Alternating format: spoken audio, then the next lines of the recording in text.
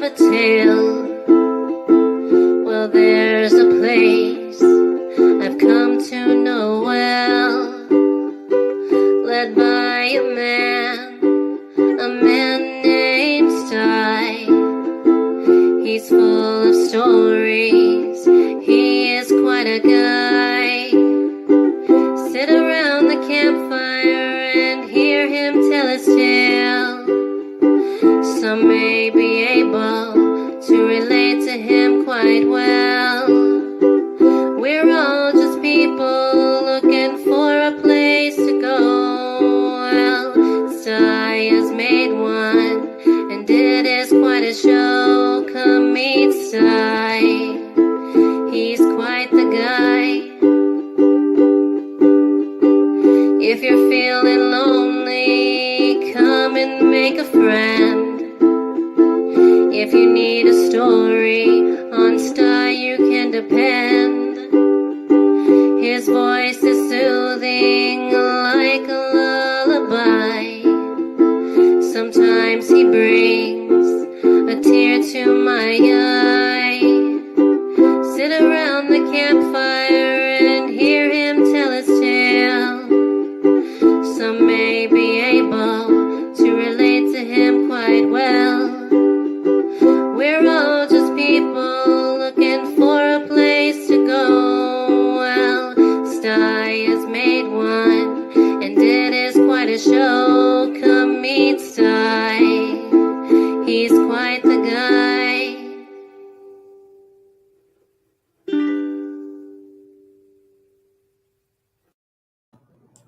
Well, hey folks, good to see y'all. Hey, here's your chance. Share it out. Let's get all of our friends over here and do some chatting today. I'm just looking over at the chat. Nobody in the chat today. Quiet in the chat. That is so unusual. Well, we don't want to keep it quiet on a Sunday, do we? Because we got people watching. We just don't have people over in the chat. So let's get some folks up here that can chat with us. Hi, Gemma. Hello. It's so nice to have you here.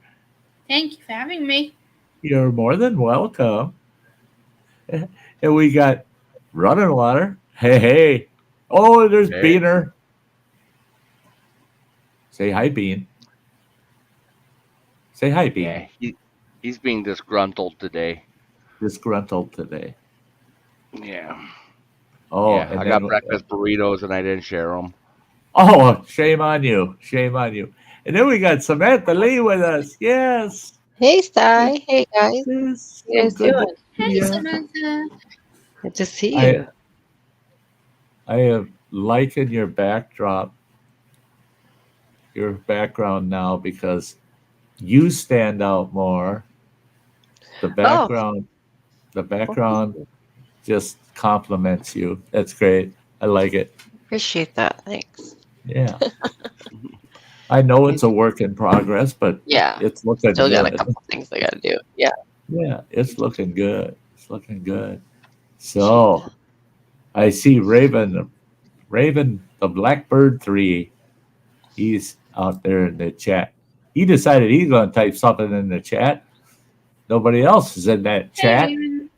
Yeah, it's good to see you, Share the Raven. stream out into your community tabs and social media, please. There's Owen. That's my grandson. Good to see you, Owen, buddy. Hello, Owen. So I get to stay at your house Hi, in a Owen. week or so when I come on down to visit, eh? Gonna go down and visit my eldest daughter and her gigantic family. And it's Joey using Owen's account. Yeah. Hey, Joey. That's another one of my grandchildren. But Hello, Joey. I told my daughter, I said, the way things are right now and the cost of everything, by the time I throw the cost of fuel in and a couple of nights in a motel down there, I'm looking at $350, $400 trip down there. I said, I ain't doing it. Sorry, I love you, but I just no, I ain't doing it. I can't be swinging $300-400 just to say hi to some folks, you know. And she goes, "Well, you got no motel costs." She said, "Owen and Skylar, they want you to stay at their house. They got a real comfy couch. They got it all. They got it all planned. You're staying with them." So I guess I can't get out of the trip. I got a free place to flop. So I guess I'll be going, "Hey, Lori, Shiba Bee's in the house. Happy Thanksgiving." Hey, Lori. Hey, Laurie. And instead of Sty, it came out Stud. That's pretty good. Yeah. Thanks, Lori, for calling me a stud. That's pretty cool. See, Lori knows.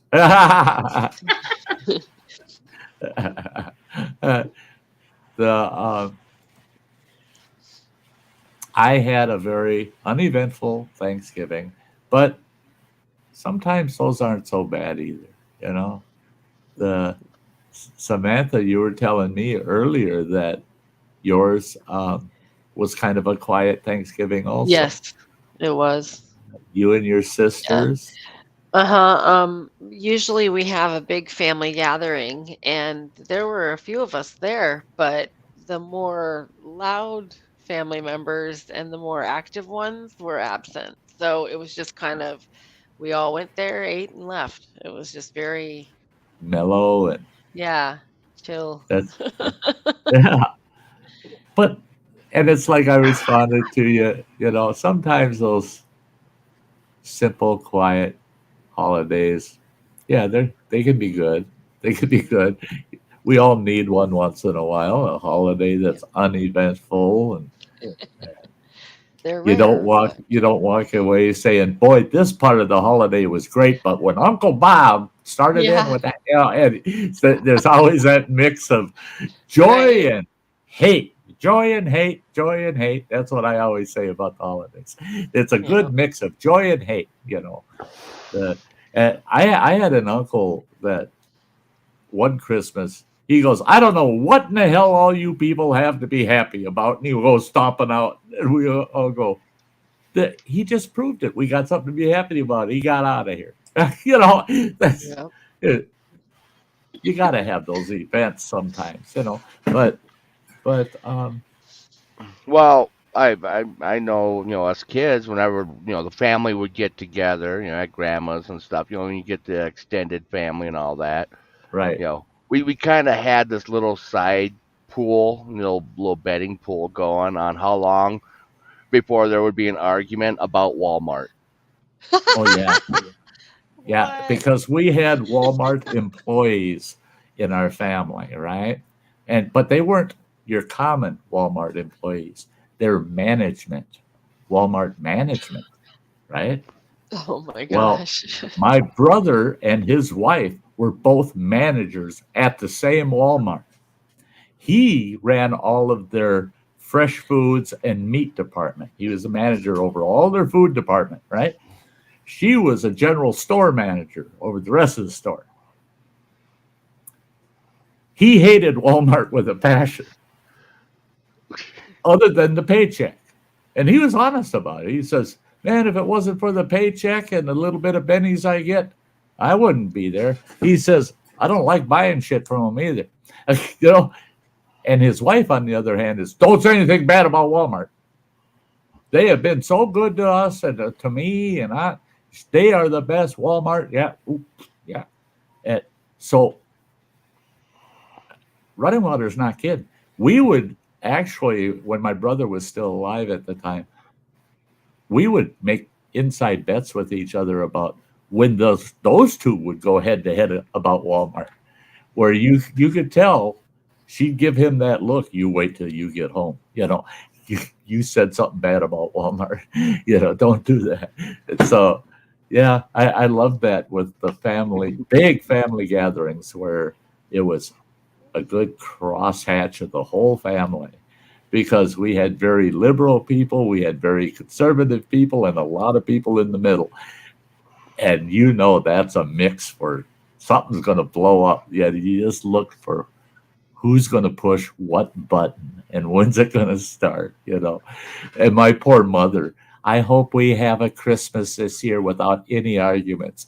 I told my mother, you should have been praying for the last 11 months for that, because that ain't going to happen. Unless the good Lord appears in the middle of the living room, tells us all to shut up, I guarantee you there's going to be an argument. It's coming. Yeah. Funny. Hey, Johnny Bravo, it's been a while. I had to watch an ad for curly hair products. Sty doesn't have curly hair, though. No, not unless I'm working on something that has to do with electricity and I fumble, then my hair curls up. Yeah. You Need got extra hair, body for the short and curlies? For the short and curlies. Your hair's getting long under there, though. I noticed. Very long. Yeah, I don't show that crap off much, but I've got some hair on my head now. Yep. Shit. I still wear a hat all the time. I'm going bald on the back, so I still wear a damn hat or a do-rag, Yeah, that's what Dad would do. Is cover that spot with the hat or the do-rag all the time. I have more hair than I do. Yeah. Yeah. I'll never forget, I was in the courtroom one time, and there was a guy in the audience, sitting out in the audience of the courtroom at this trial, and he's got a baseball cap on. And the judge is up there, and he's looking out in the audience, and you can tell his eyes are glued on this guy with the hat on. And he points at that guy across that courtroom, and he goes, "Sir, get that hat off your head or leave my courtroom right now." That guy's looking around like, "What?" "You are not wearing that hat in my courtroom. Get it off." And the guy looked across the courtroom at me. I'm wearing a do-rag, a black do-rag. He goes, "Well, what about him?" And he goes, "I don't see a hat." I just like, oh. So do-rags are the do-rags you could slide through, And that guy, he took his hat off. You could tell he's madder than hell. Oh, yeah, he's got the old egg in the nest thing going on. He's got hair around the bottom and nothing on top. So looks like an egg sitting in a nest. And the judge turned, and he actually looked at me, and he just nodded his head at me. I said, "Oh, okay. That's cool, Well, hello, JCT. JCT's in the house. Hi, JTT. Hey, There's JT, another how you sweet doing, gal lady? right there. Yeah. Now, I'll tell you what, folks. We're not going to do a stream like last week. 7 hours. Yeah, that was a reminder of the old days a little bit. Oh, my gosh. Was it not? I You mean, used to stay up, forever. I don't know why, but, oh, okay. Whoever clicked for her, that's It was cool. me. Thank you. I don't know why YouTube's doing that to JCT's comments. That it's flagging them on our side, and it's stupid. It's stupid. You should be able to tell YouTube, never block this person. Yeah. That you could select certain people, say never block their comments. Don't do it, because I'm getting tired of clicking the mouse. I think there is a section where you can. I think it's called approved users. People who have been blocked, who then you can unblock, then you can move them into your approved users list. So when they do show up in your chat, they won't be able to be blocked because they'll already be in your approved users box. Which means JCT.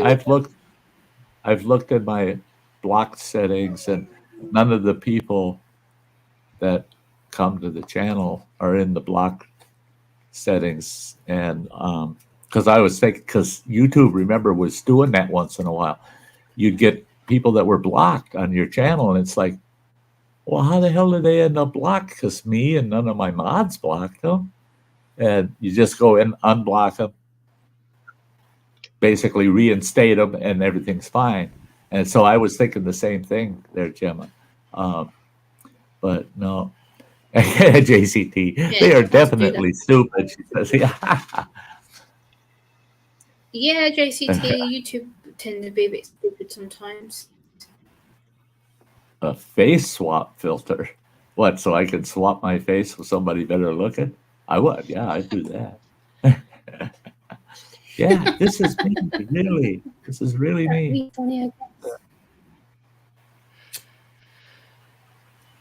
Yeah. Well, so Thanksgiving, I tell you what, see the folks over in the UK, they don't have to go through that like we do. See, that's, I think we're glad. For us, like your Thanksgiving is like our Christmas time. Like we go completely crazy when it comes to Christmas over here. Yeah. Usually there's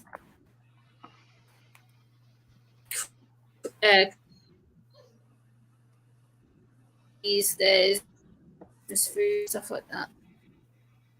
Yeah, over here they're extreme on Christmas and Thanksgiving and Easter. Yeah, we go back on Christmas.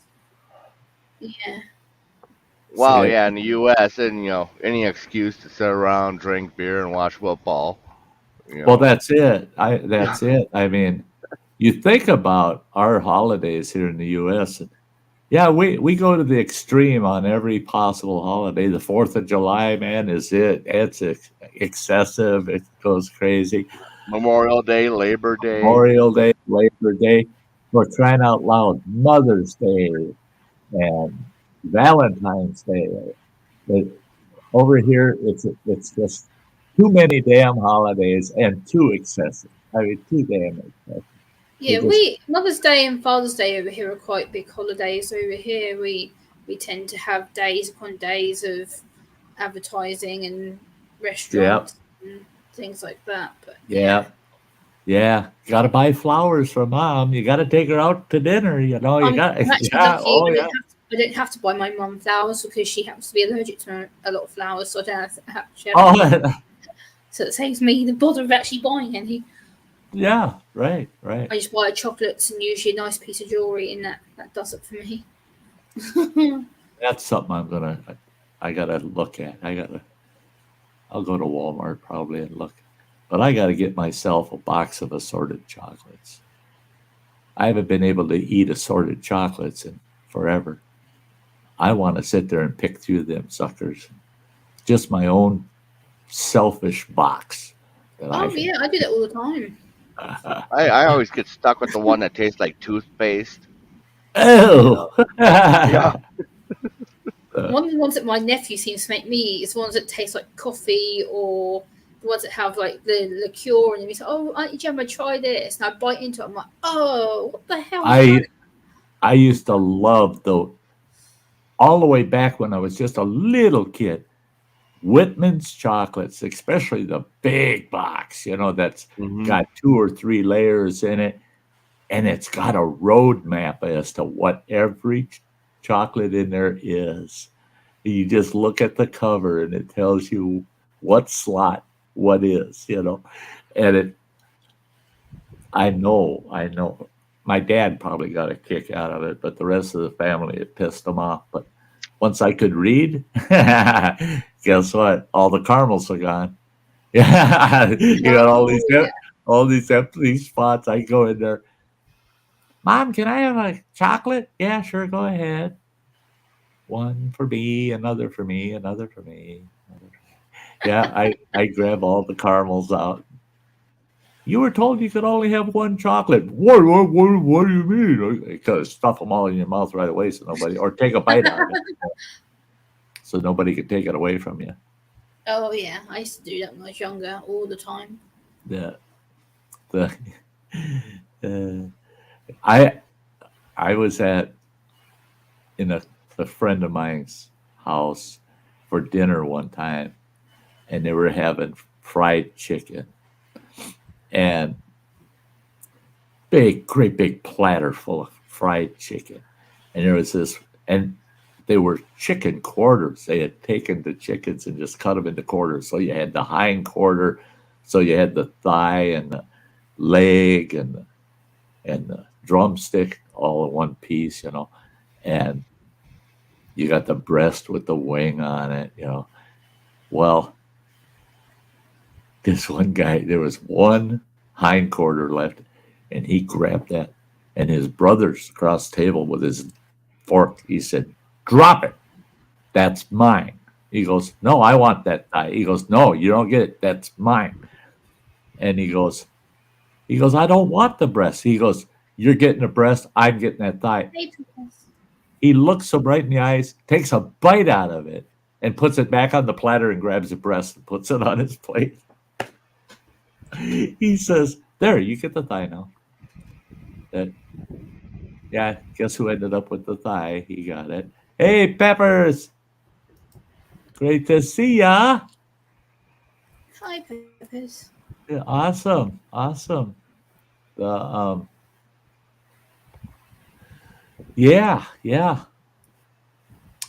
No, that's one thing I did do on Thanksgiving, though. I kind of sat and reflected on Thanksgivings of the past, holidays of the past, and some of the crazy ones, some of the not so crazy ones, some of those that stick in your mind forever, and yeah,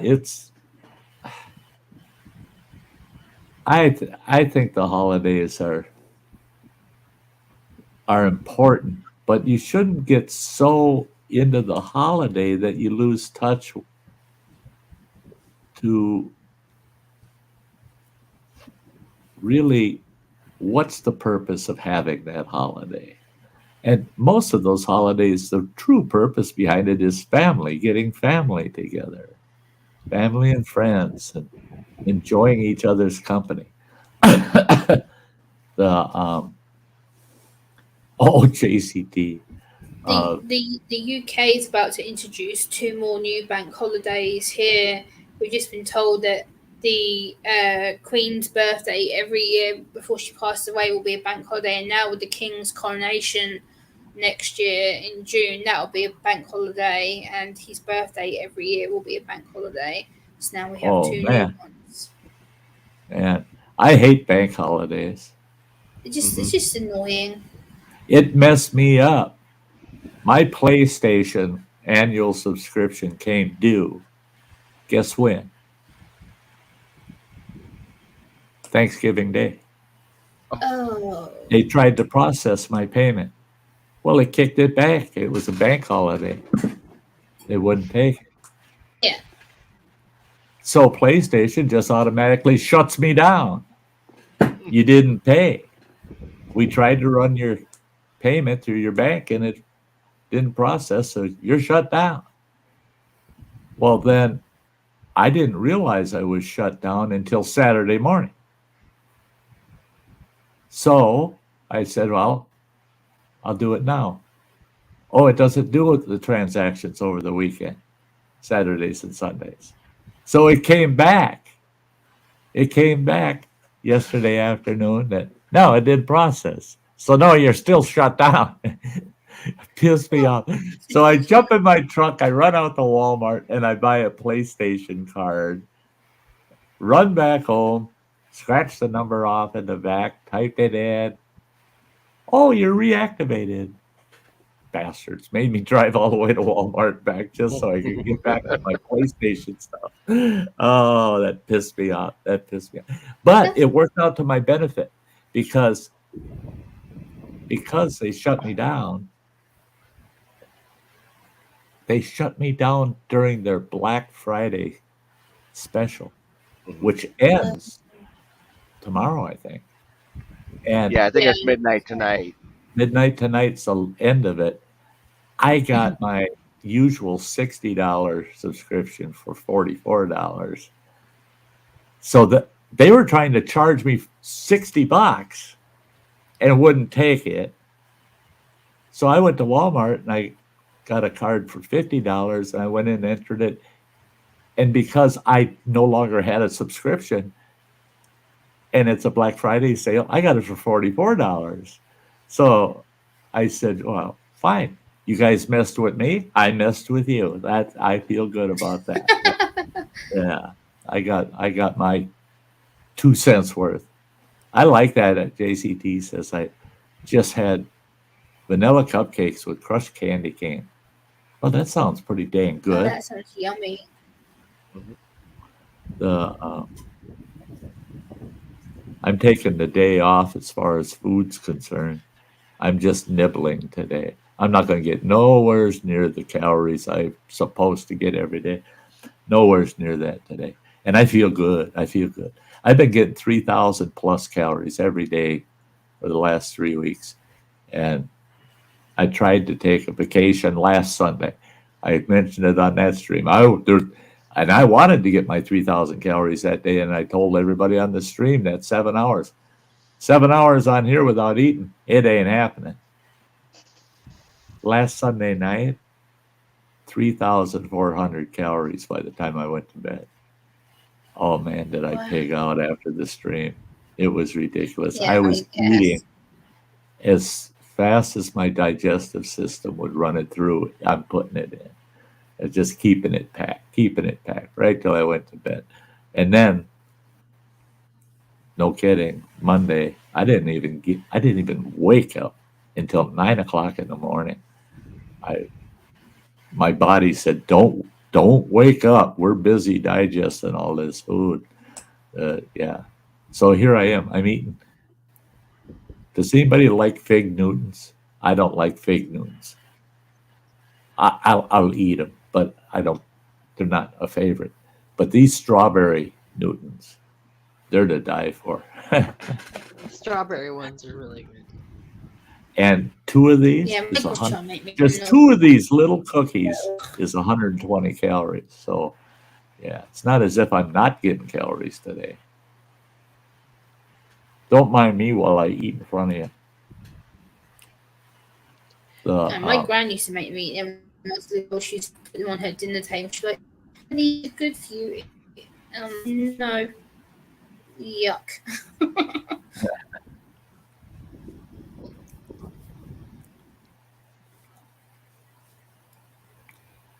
Yeah, I don't know.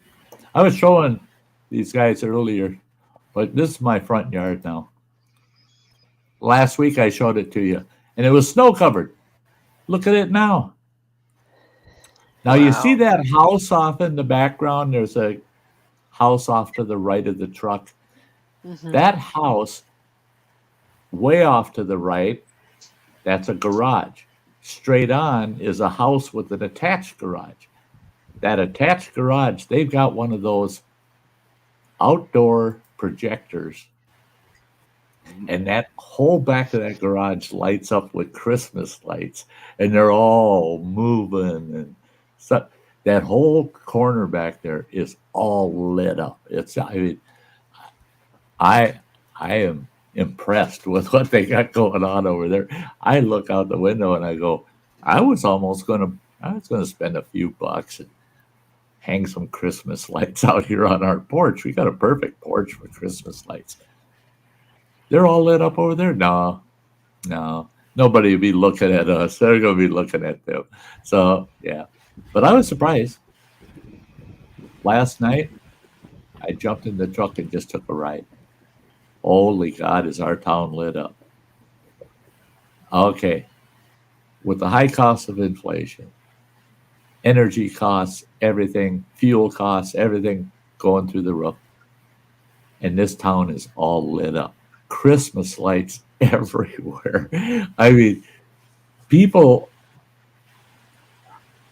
Well, it helps that a lot of the lights anymore are LEDs that they pull barely any If power they at were all. the old big bulbs that we used to use, oh my God, their meters be spinning like a son of a gun. Oh yeah, LEDs saving a lot of people. Yeah, there's one place there in Grand Island that's just down the road from the terminal, and I actually got to talk to the old guy that's out there, He's got his lights up year round. That he went and got those lights that are inside the clear tube. Right. It's the LED light that's in the tube, and had them mounted up on his house, outlining his entire house. And he Yeah. just changes the colors for what? It's 4th of July. Well, they're red, white, and Red, blue white, and this blue. week. Yeah. It's Halloween. Okay, we're gonna go orange and Orange. black. And it's like, Yeah. I've seen that where they got the orange, white, and then they got that black, where it's just the deep where it's purple. it's that real deep purple. Yeah. Yeah. But he just changes the colors for whatever holiday it is, and all year round. I heard that those work pretty good, but they only got a life expectancy of about 3 seasons, Right. Because the weather deteriorates those plastic tubes they're in; they break down. Mhm. But 3 seasons that you don't have to mess with lights, yeah, that's cool. Especially when you can cover all the holidays. Hey, me Dibble. Hey, me Dibble. Hello, Mr. North. Mr. North. That's pretty formal there, me Dibble. Yeah.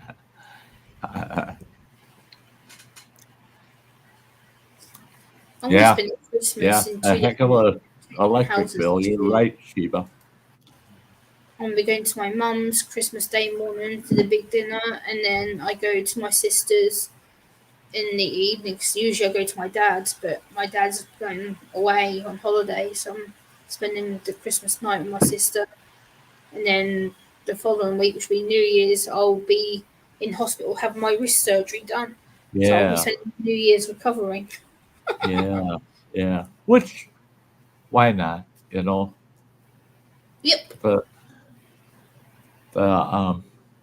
Hey, Wanda, Louisiana style. Hey, Good Wanda. to see ya, Hey. Wanda. It's been a while. You're absolutely right. Yes, it's wonderful to see ya.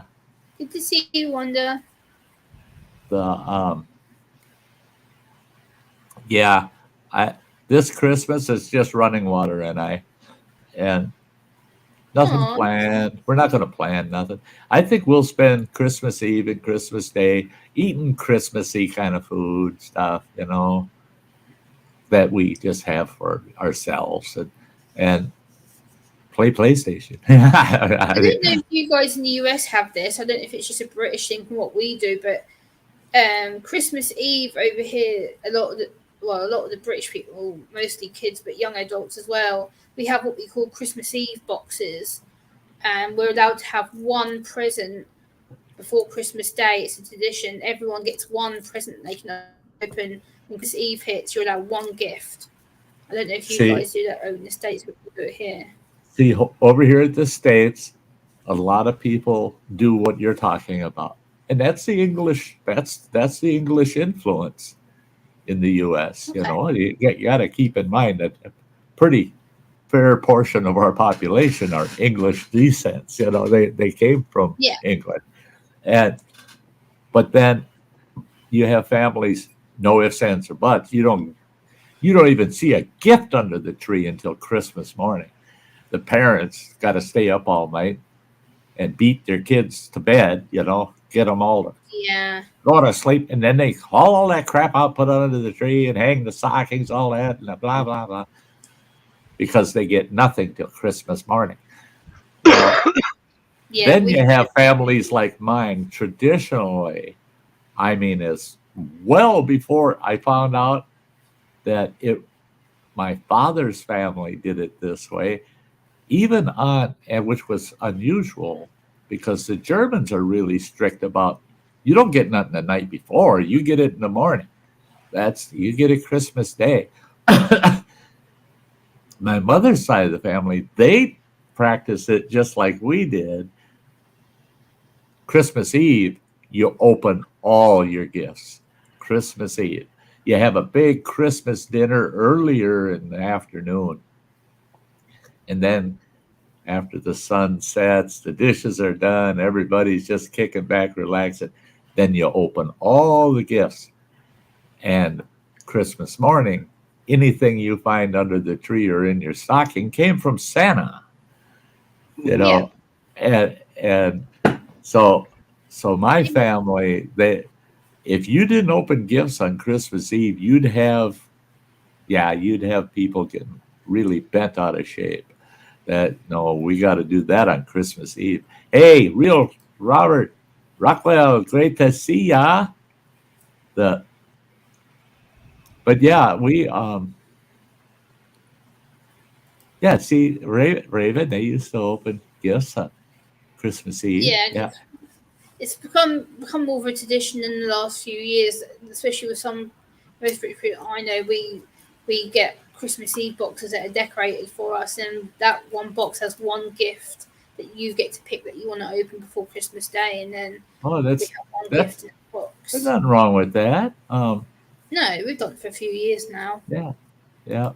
The running water, you might recall this. You were quite young, probably about 7. I figure maybe 8 years old at the time out in Montana. There was one Christmas where I just did a count of how many gifts these kids had.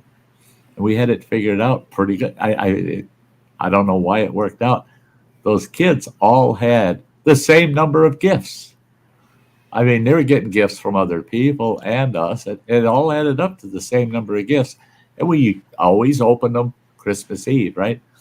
I said, now, that year I said, Christmas Eve is always a nightmare. Them kids ripping everything open and things getting lost.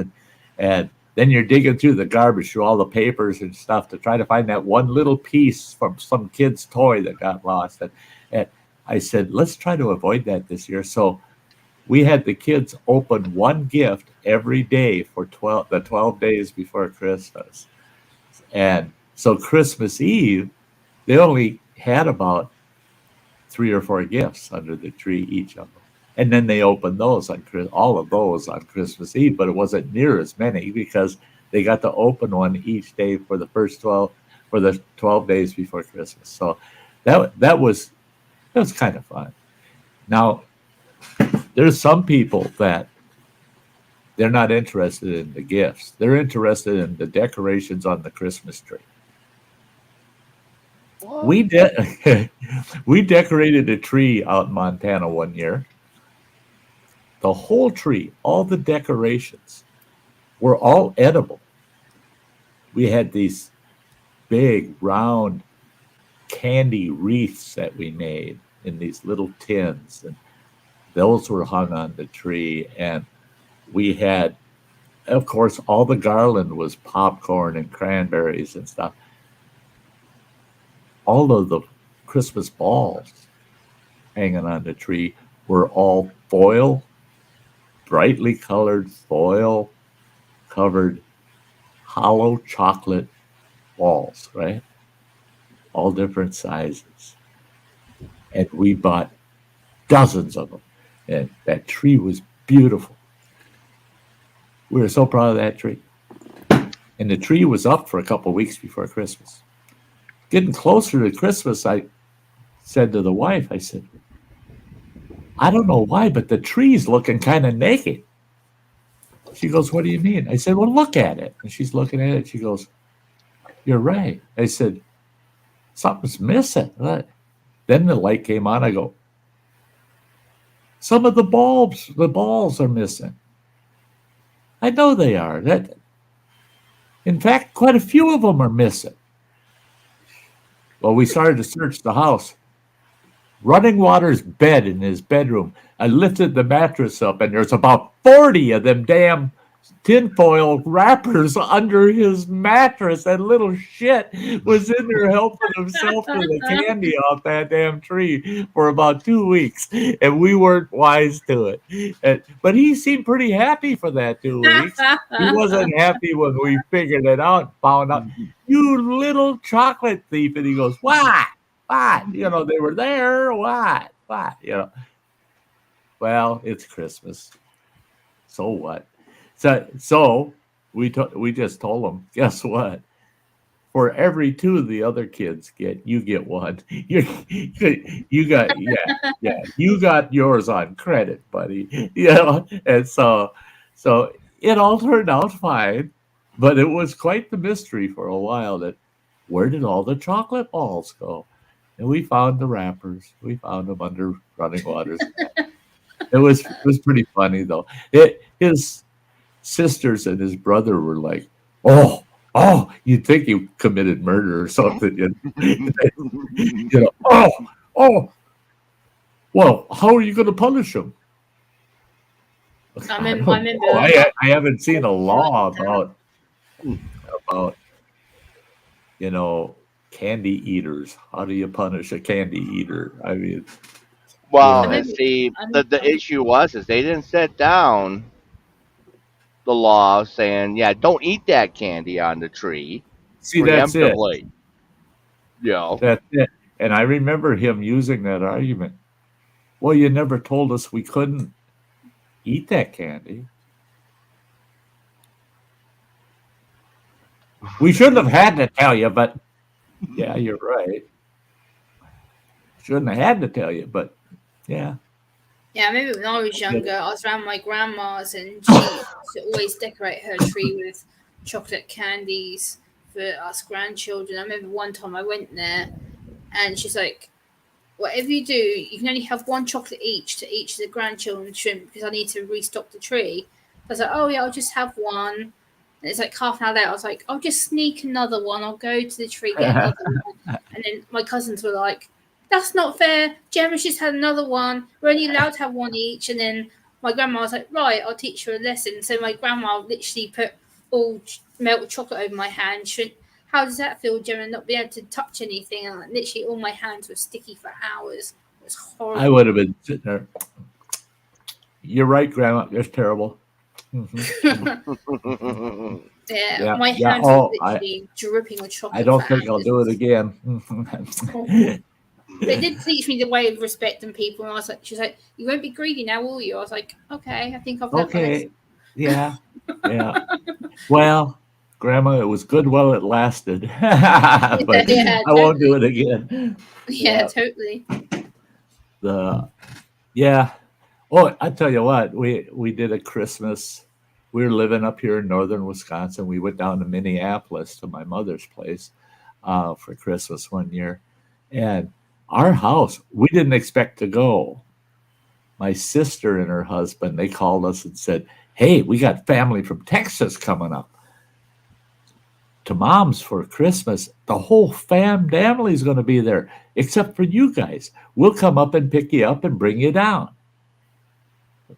I looked at the wife and she says, yeah, we can do that. What? Yeah, let's go. So they came and got us and hauled our whole family down there.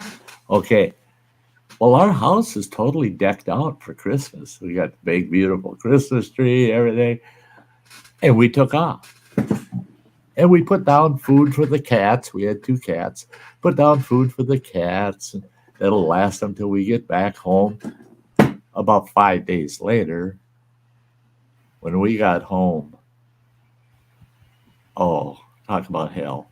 There's the tree laying in the middle of the living room floor. And we were finding Christmas balls all over the house. Now, this house was a split entry home, had 2 bedrooms upstairs, big living room, kitchen, dining room. Downstairs, there was 3 bedrooms downstairs. We found Christmas balls in every room of that house. Those cats had knocked the tree over, knocked the balls off of the tree, and were batting them around the house, all around it. Those cats had one hell of a Christmas. And we had one hell of a time cleaning up that damn mess. It got to the point where I told the wife, okay, this is what we found. I got the tree out of the house, and we got all the decorations we could find packaged away. And no more than stored that stuff. And the wife, I walk in the house that one day and she's got a plastic Walmart bag and it's half full of Christmas balls. And I go, where are those from? She said, I found them in the kids' rooms. They're all under the bed. She goes, so you're going to have to go out, drag that stuff out so we can put them on. I said, no, throw them in the trash. I said, I'd rather buy new ones next year than have to go through all this BS because of them dumb cats.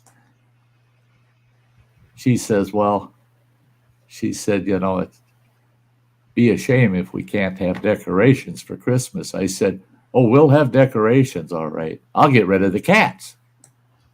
Yeah, get rid of the cats and we can have all the decorations we want. Yeah. Well, Hey, I won't forget- Bradley. Yeah, I What's won't up, forget Bradley? that one time when we had we're all sitting there in the living room watching TV, watching movies, and had the two cats, Beef and Barley, come in and they're fighting over in the corner. And we're watching them just going at it. And next thing we know, the Christmas tree fell down over in the other corner because they were the distraction for Taboo that was going to go up that tree. Yep. Yep. They were distracting everybody's attention while the other one's heading up the tree. Yep. Damn Yeah. cats. Now, see, we have to be careful with having a Christmas tree with him because he doesn't understand the difference between indoor trees and outdoor trees. Or trees. Yeah. Yeah, Well, that's we the got no cat. room for a tree, so we're saying. Tyga, yeah, he'll spray them, and yeah, I threw mine out early last year. Yeah. So I usually do like a short tree that sits up on like top of his crate, you know, because if he can't reach the tree, he won't do anything. But Yeah. Well, with Okay. what are we? yeah. Look at him. He knows we're He's talking like, he about knows him. you're talking about. Yeah, he knows you are. Yeah. Yeah. With all the Ryobi tools and other things on top of his crate right now, Mm. there's no room for a tree. I was thinking of going in the attic, finding I've got a couple of boxes up there with minor Christmas stuff. Maybe put something on this back wall. Yeah. I'm not getting into it for some reason. Yeah. And I got these Christmas stuff little up there Christmas and- trees. I got these little Christmas trees I could set around. I don't know. I'll try to put something out just so that we know it's Christmas. It reminds us it's Christmas. Talking of I chocolate, did it made watch- me feel hungry, so I went to grab Have I went Have to at grab it. some chocolate in my fridge. that. Ooh, chocolate sounds good. Oh yeah, I got Rolos. I got Rolos left over from Halloween. Oh, I The, haven't had those in years. I'm just thinking these little chocolate buttons are like little round dicks. Yeah. Yeah. Make some Yeah, frosted see, sugar Bradley cookies likes your for hair the too there, holidays. Sam. That's all I got. Oh, Nutty Bars. Oh, yeah. I baked some sugar cookies with the frosting, for the holidays. Colin and I did those. Oh, Those are really yummy. good. Oh, love those. yeah.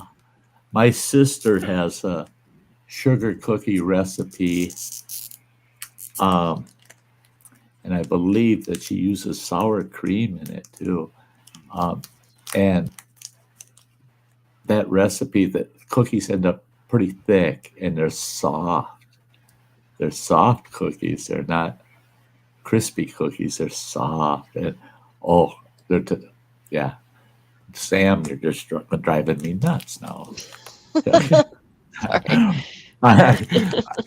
my sister used to. Now, mind you, she's older than I am, and in much better shape. Yeah. I have a hard time sometimes reminding myself that she is older than I am. I think she's going to be like our mother and grandmother. She's going to be in her late 80s, early 90s before she even worries about her health, serious health.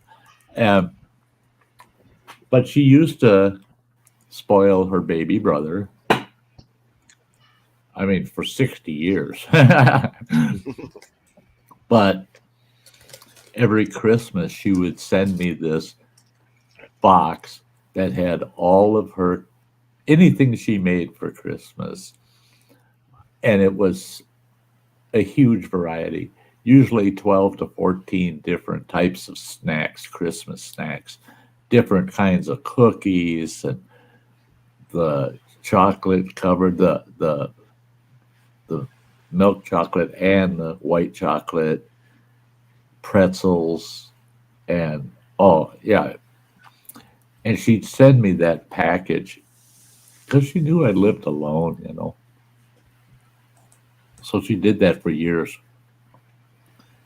Last year she's not doing it so anymore because it's a lot of work for her, and Yeah. she makes a few of her recipes for her and her husband at home, and give a plate out here and there to a couple of close friends nearby.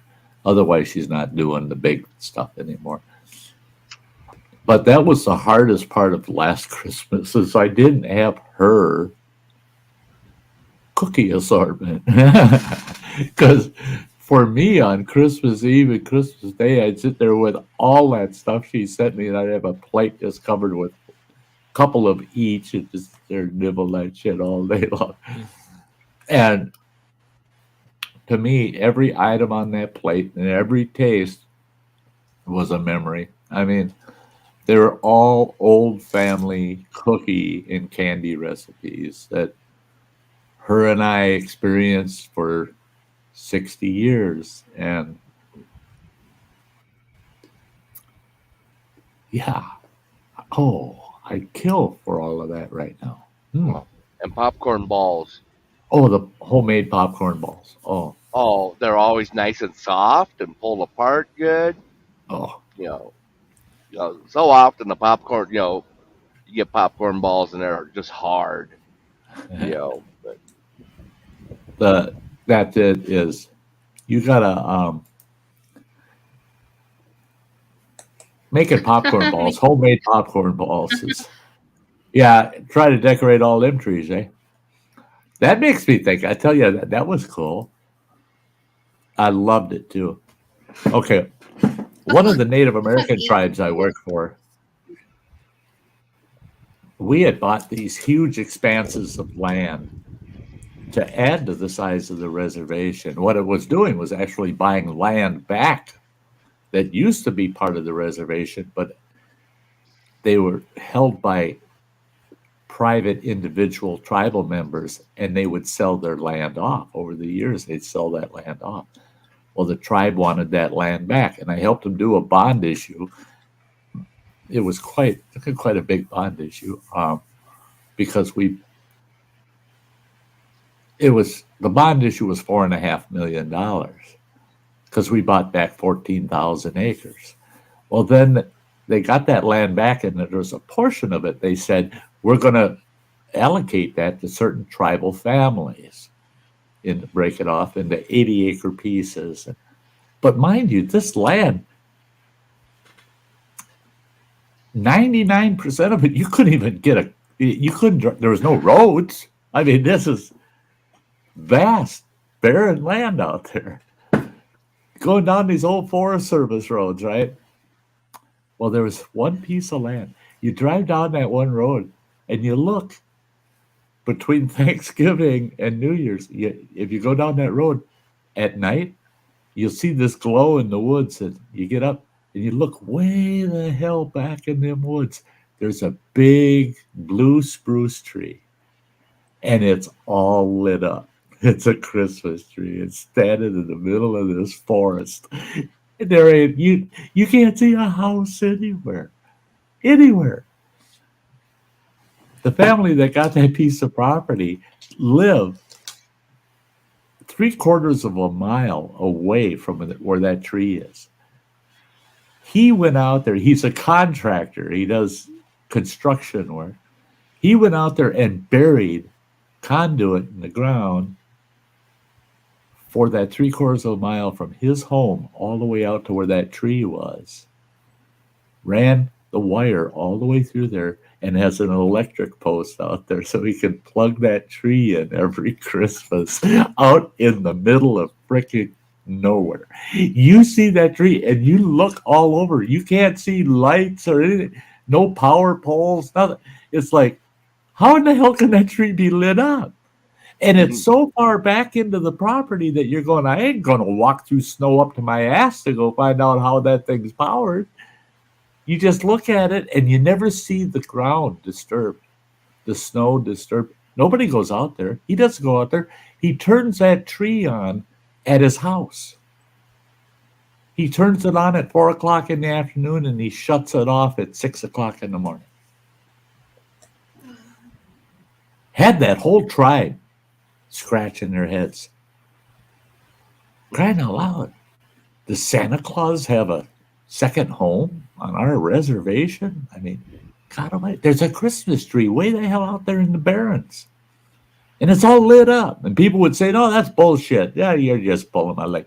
Go out there and look. And they go down that old Forest Service road and they go, Christ almighty, there's a lit up Christmas tree out in the middle of the woods out there. I loved it. I love it.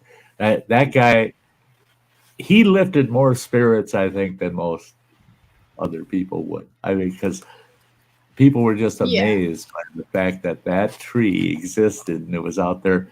And I bet you it's still there. I should drive out there this winter and see if it's still lit up. But he did it every year. I know of for 12 years.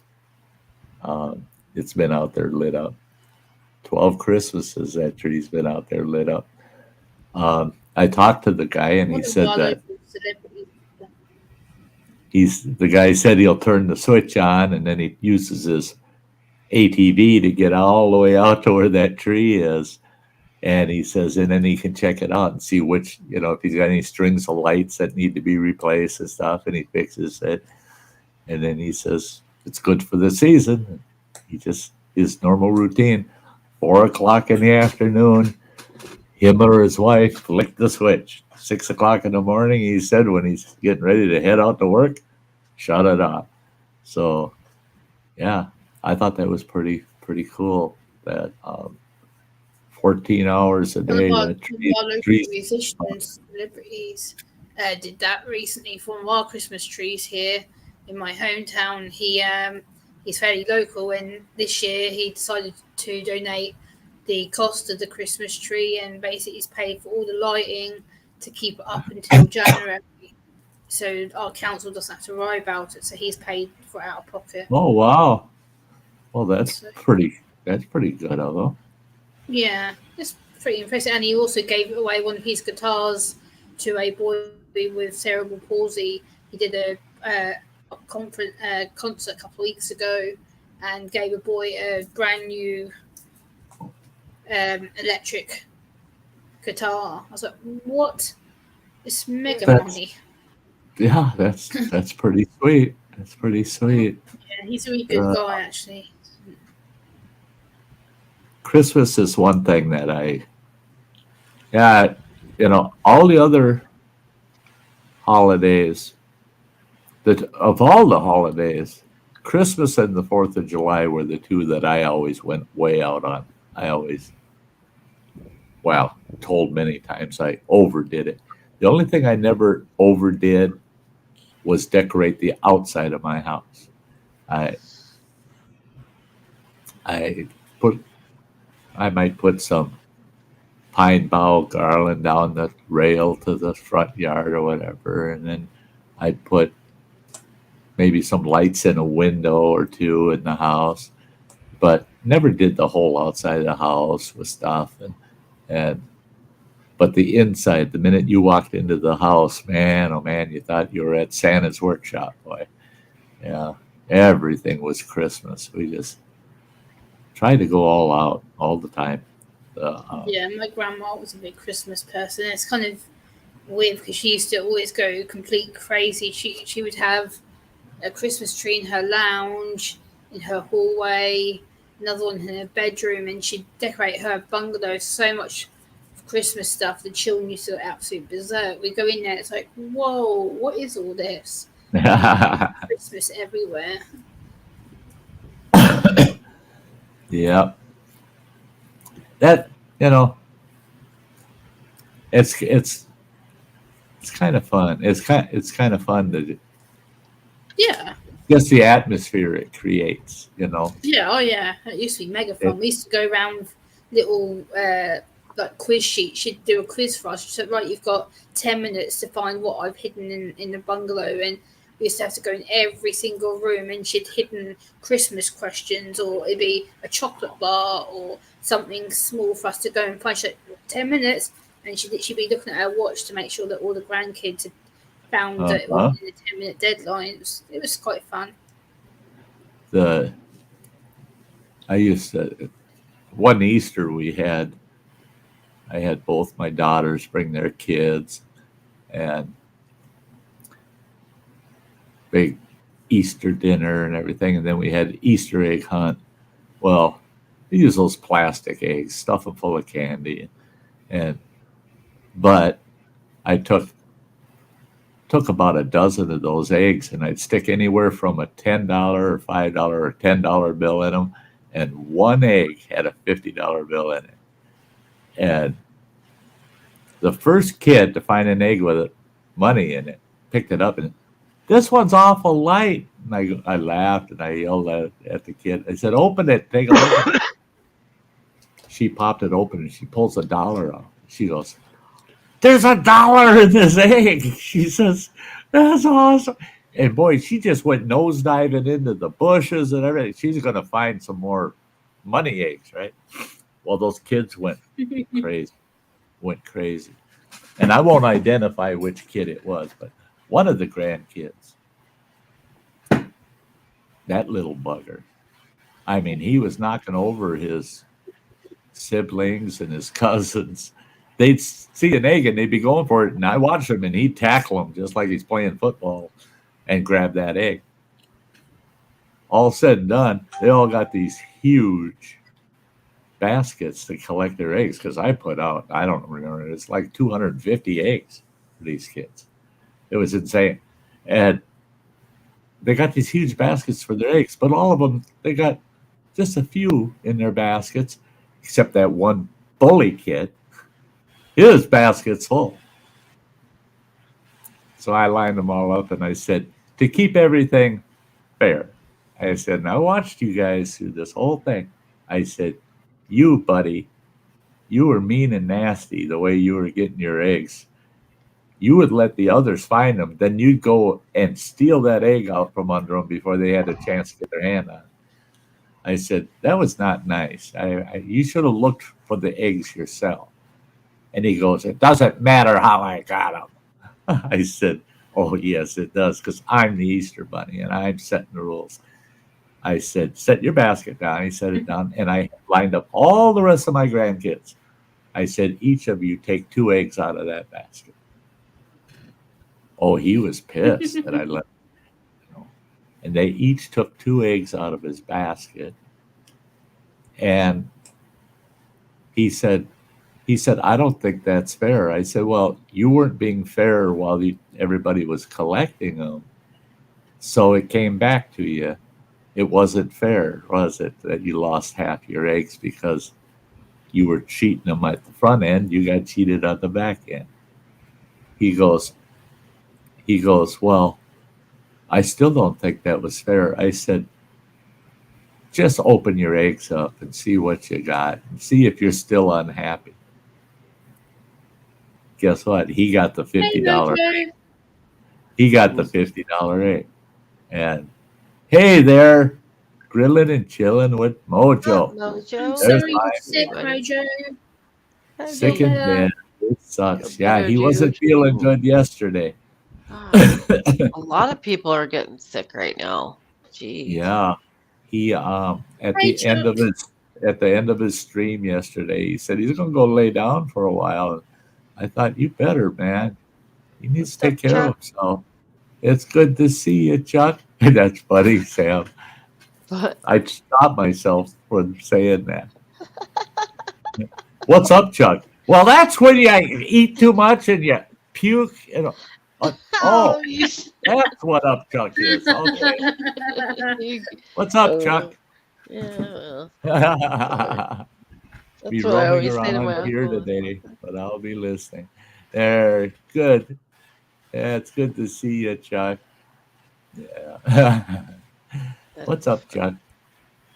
Isn't that terrible? That just goes to show Sty's mind is always in the gutter,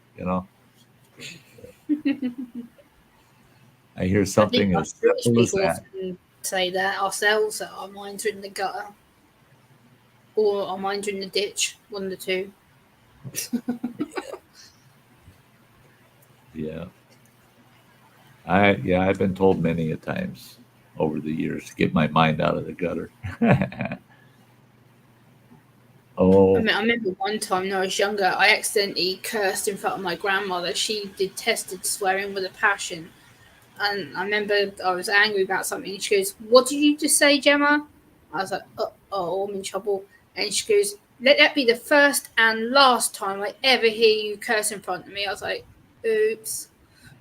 oops. Never ever did that again in front of my grandma. I was like, "Yeah, I learned my lesson. Never ever do that again." Yeah. The yeah, Well, go. I had someone at work ask, because they're talking about, kids and having ADD and ADHD, and it asked if I ever had ADD. I'm like, yeah, for a little while, but my dad took care of that.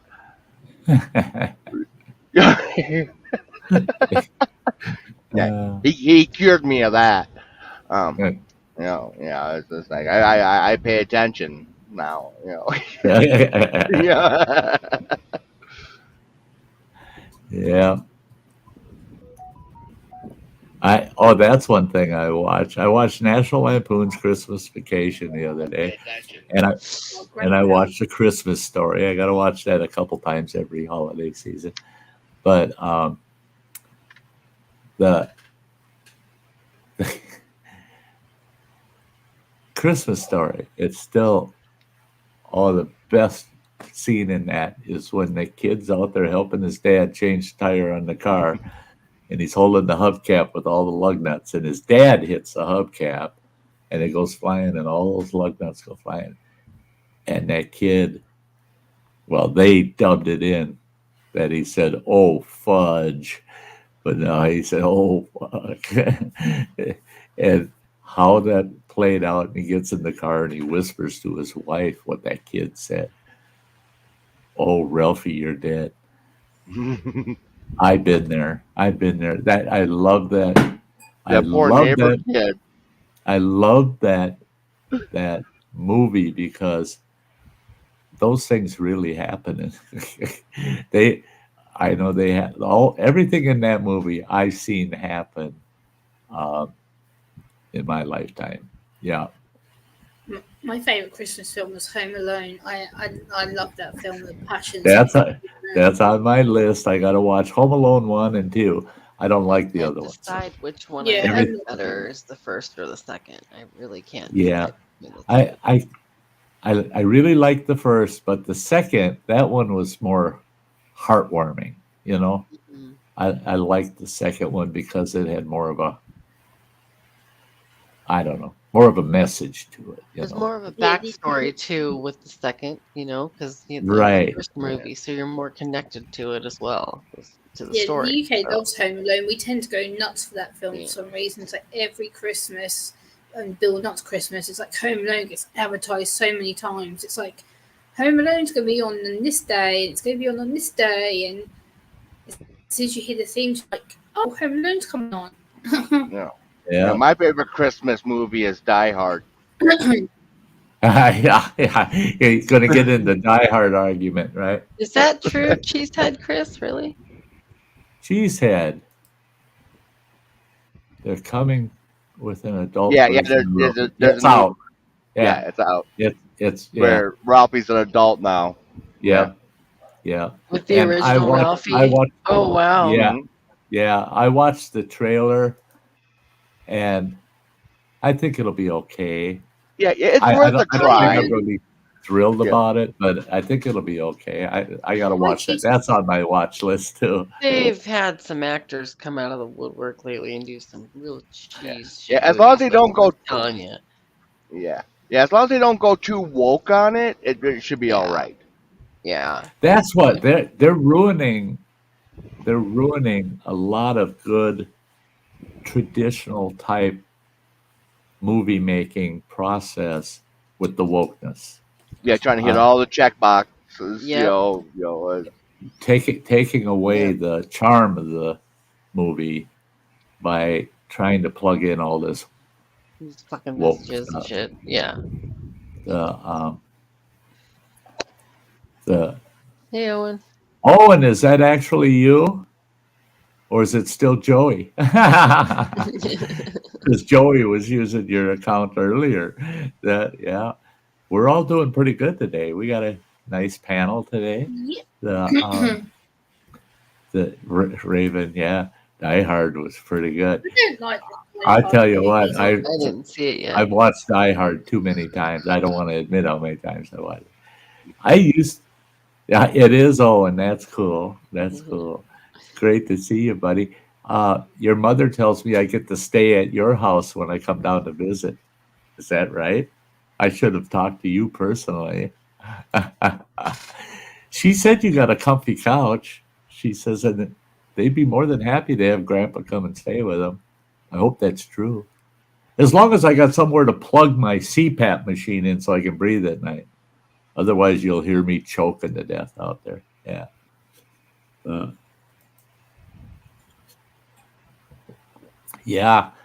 Yeah. My grandson Owen, his wife Skylar, she's getting pretty close to being due. So I'll have another great grandbaby. Yeah. Yeah, Bradley, President Trump is in Home Alone 2. I didn't realise that until I rewatched it. Yeah. I think it's Yeah, last all year. 3 seconds that he's in there. Yeah. It's a short Look, showing. Cameo, yeah. Yeah. But it was part of his deal of them filming there, at Trump Tower. Yeah. It's Awesome, like, Owen. I'm hoping to see you give him a walk on. Yep. in a little over a week. I'm hoping to be heading down that way. I'll let you know. I'll give you a fair warning when I get there. Kathy, great to see ya. Hi, Kathy. Yeah, I have to really. One thing I don't like is I like to follow Marvel. Anything made based on Yes. Marvel comics or DC, any of them. But what I don't like now is because of the wokeness, they're taking male characters, turning them into female characters. They're taking female characters, turning them into male characters. They're taking black characters, making them white characters, making them black characters. Why do you have to mess with? I mean, here we go again. You can be whatever you want to identify as. Well, you identified yourself for the last 60 years, Marvel. I read them damn comics my whole damn life, and then all of a sudden you changed the character into something they haven't been for 60 years? Oh, get real. There you go. You just destroyed the charm of the story, of the whole idea. Well, and if you notice, can't relate to the new character because I don't know them. I know the old characters. That's like you can have 36 different Supermen in 36 Superman movies. But if they all look like the original Superman, I'm cool with that. But the minute you make them not look like the original Superman at all, I ain't good with that anymore. I don't know this guy. This guy's a pretender. So it's well, and if you notice, they waited till Stan Lee died before they started swapping everything out. Yeah. Bradley just said they're trying to get Home Alone 2 banned because of President Trump being in it. They're trying to ban Home Alone 2. That's ridiculous. Sorry, that's so stupid. Yeah, they'll never get away with it. For 3 seconds, who cares? Cyber Monday, yeah. I see it all over. I get notifications up the Yin Yang daily now. But be ready for Cyber Monday. I'd be having myself so you won't get a flood of packages. You know, Are you going to you know, control yourself? Are you? Yeah. I'm behaving myself. You know, yeah, you get little packages here and there that pop up, but Yeah. Whatever. It's someday we'll get things in order around here so that as new things come in, we got places to put them. Maybe. Yeah, just leave the old films alone, Kathy. Like the old films are good for a reason. Just leave them the hell alone. That's like, okay, I watched Gone with the Wind last week. That's a 3-hour movie, right? Well, the first 20 minutes is this whole spiel you got to watch if you're going to watch the whole presentation. There's a 20-minute spiel about the inaccuracies of the movie and how terrible slavery was and all this and that, and the Black Lives Matter argument and stuff like that. And then they show you Gone with the Wind, right? So in other words, they're going to discredit the movie before you watch the movie. I didn't want to see that crap. And the thing is that movie, if you look at how that movie was made, it was intentionally portrayed to show what it was like in Southern life in that era. Mhm. The way things were. Just because you don't like it doesn't mean you have the right to distort it. And I hate that. Just if you can't live with the truth of the past, then ignore it. Go about your business. Don't get into everybody else's business, you know? well, that's like end up getting on a big old debate with a group on the new Little Mermaid. You know, they got Halle Berry playing Little Mermaid, Yes. and I was like, yeah, that's not cool. And they're like, well, because you're racist. I'm like, well, no. I said all they did is they made Ariel black. You still got the white prince. You got the same whole story. I said, all you're doing, you know, you could have made a new mermaid story with a new black mermaid, but you're just saying that the black community isn't good enough for a whole new story. No, we're just going to take and plug in a black character into one that was white before. You know, Yeah. it's like, yeah, we're not going to put through the effort to give you Well, your own. right. You Why can don't have they? our hand me downs. Why You know, don't they make? Why don't they make Dad black too? You know, there's nothing wrong with that. I mean, go for it. yeah. I mean, you know, and there's been plenty of times where you know you had revisioning of stories. We had was it back in was it late '80s, early '90s? You had The Wiz. That was all black cast of Uh-huh. Wizard of Oz. Yep. It is its own thing. It's the same core General plot, story, but right. but it had its own twist on it. It's its own thing, and it's an interesting movie. But if you just took and decided we're going to remake Wizard of Oz, and Dorothy's going to be a trans black girl, it's like, and everything else stays the same. It's like, well, no, you're not doing anyone any good. Yeah, Right. yeah, See that you can't change a single character without changing the whole aura of the movie. You got to. You're right. You can't just fragment it. It needs to apply to the whole movie. right. Those kind of changes, and it becomes a movie of its own class, of its own nature. Yeah. So I gotta say, I love the memes that have been coming out because of these things. I know it's a bit soon on the Queen, but saw a meme taking and saying, "Life of the Queen," starring Whoopi Goldberg. You know, and they had taken and done up Whoopi in like the Queen's crown and all. It's like, Okay. yeah, coming from Netflix. Yeah. Gee, Christmas. Yeah. I mean, one thing I've learned that I don't like with our streaming services, Netflix, the only one that I have to say haven't messed with me that way is Peacock. But Mhm. all of the others, Amazon Prime, Disney Plus, all of them, when I Oh, I love log my Disney. on, I'll get this just for you listed. And it's all trans this, trans that, and buy this, buy that. And it's all the woke stuff. It's all nothing I'll watch. Nothing I will watch in that list. I go through that all.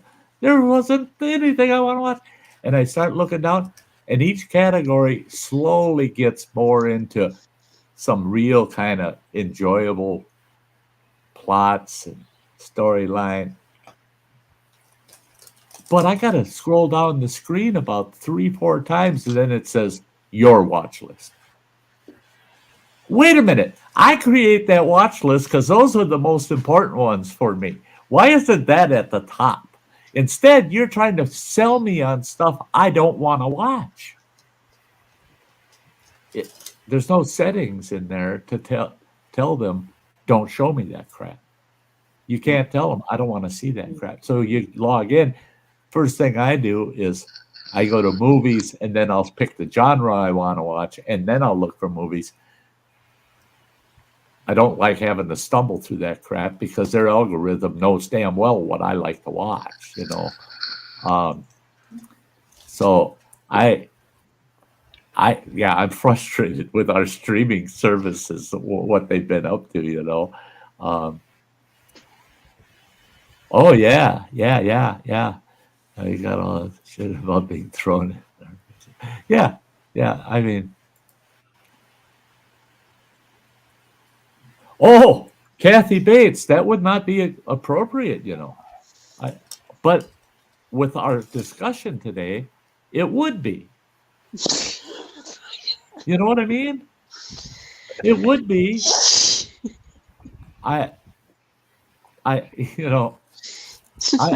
not. See, I'm probably the least racist person in the damn world. I don't give a shit what color you are. That it makes me think of this story. You know, you people might now don't anybody take this bad. Please don't take this bad. It's to prove a point. Okay, this big fella of color, walks into a pub and he sits down at the bar and orders himself a beer. And there's this white guy down at the end of the bar, blue collar worker. He just got off work. He's down there nursing a beer. And for some reason, this big black fellow decides he's going to get up and go walk down there and talk to this guy. He goes down there and he goes, mind if I sit by and have a drink? And the white guy says, no, have a seat. And he goes, well, let me introduce myself. He says, the name is White, but I'm black I'm brown from the top of my head to the bottom of my feet. And the white guy said, nice to meet you, Mr. White. He buys him a beer. Well, then here comes another guy in, and he's sitting down now at the other end of the bar. Well, the black fellow gets up, walks down there, and he walks up and he goes, mind if I sit by you? And he goes, not at all, sir. And he goes, and by the way, my name's White, and I'm brown from the top of my head to the bottom of my feet. Well, he did that to about 4 different customers, and each one of them were not people of color. And they bought him a beer. Each one of them bought him a beer. Well, here comes the 5th guy in. He sits at the bar, and Mr. White gets up, walks over there, going to play that game again. He goes, let me introduce myself. My name's White, and I'm brown from the top of my head to the bottom of my feet. How about you buy me a beer? The guy says, I don't think I'm going to buy you a beer. And Mr. White says, I'd like to know just who you are. And the guy says, he says, the name's Smith. And I'm white from the top of my head to the bottom of my feet, except for my asshole, which is BROWN. Oh, very, very Isn't that the truth? nice. Isn't that the truth? pretty, Mhm. pretty blunt right there. That's it. Is Cut and dry. don't get in people's faces about who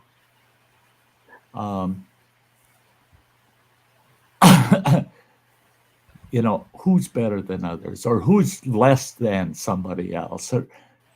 That's all bullshit, people. We're all human beings. We're all people. And if you think you deserve special treatment, I'm sorry, but Sty likes getting his ass kissed. You can come kiss mine if you think you deserve special treatment. I love it. I love it. If I was a billionaire, I'd have me a person of every color in the world. I'd hire somebody of every nationality, every color in the world.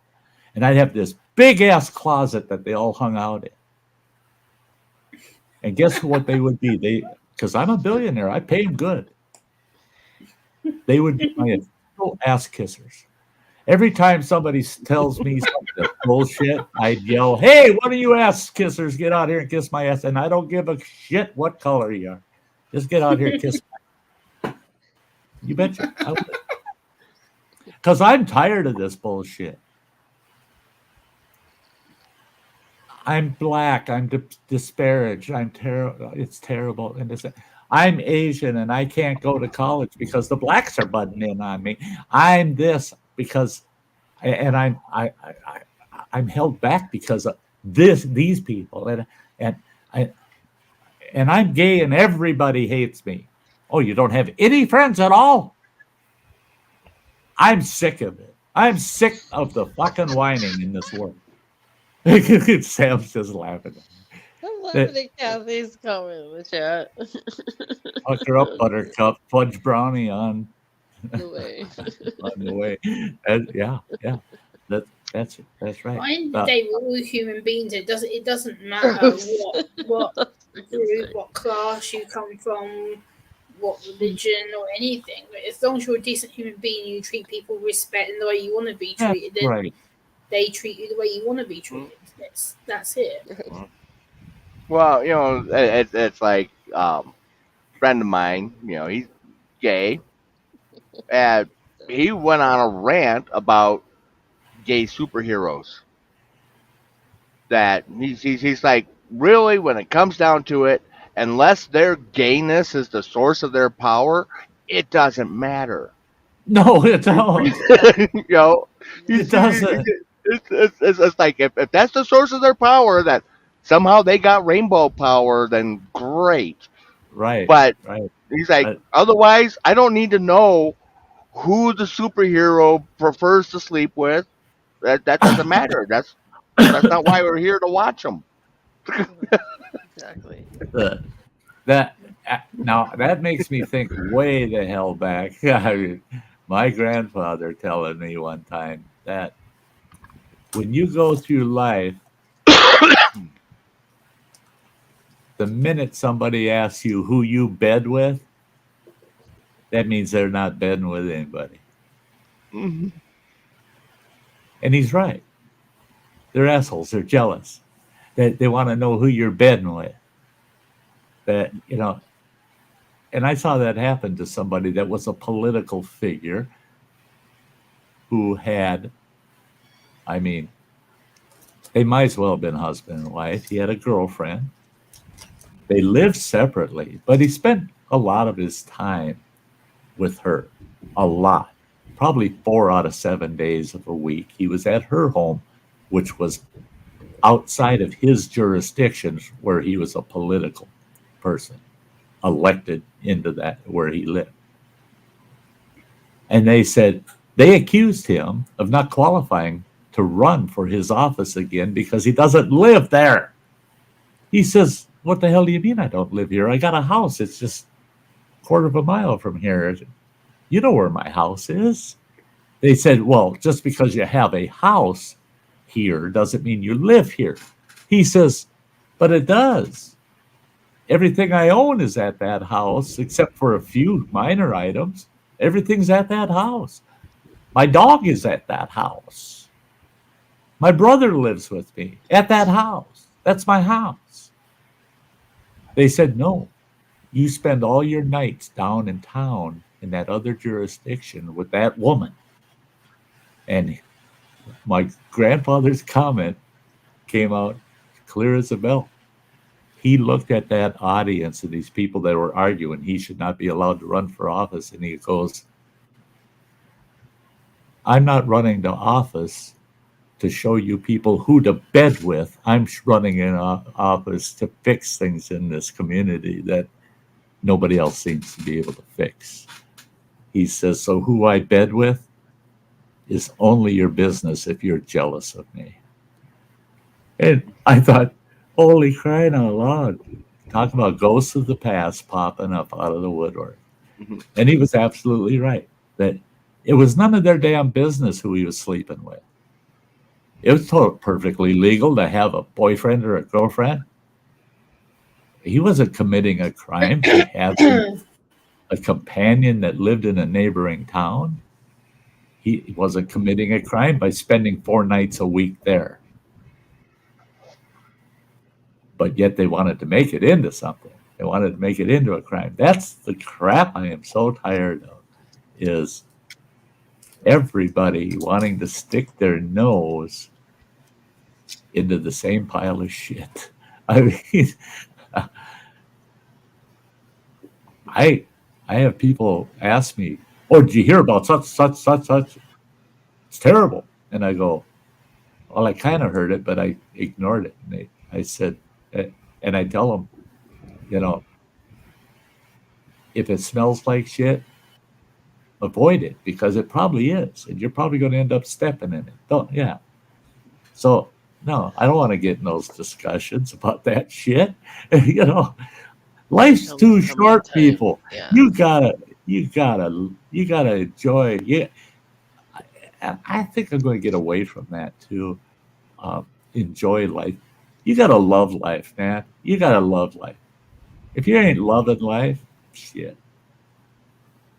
you're being left behind. You're going to regret it when you get to be my age and you look back and you say, damn, there were times I could have just ignored that shit, gone my way, and enjoyed my life. I didn't have to get in the middle of that. I could have just let it go, get it off my shoulders, and go down my own path.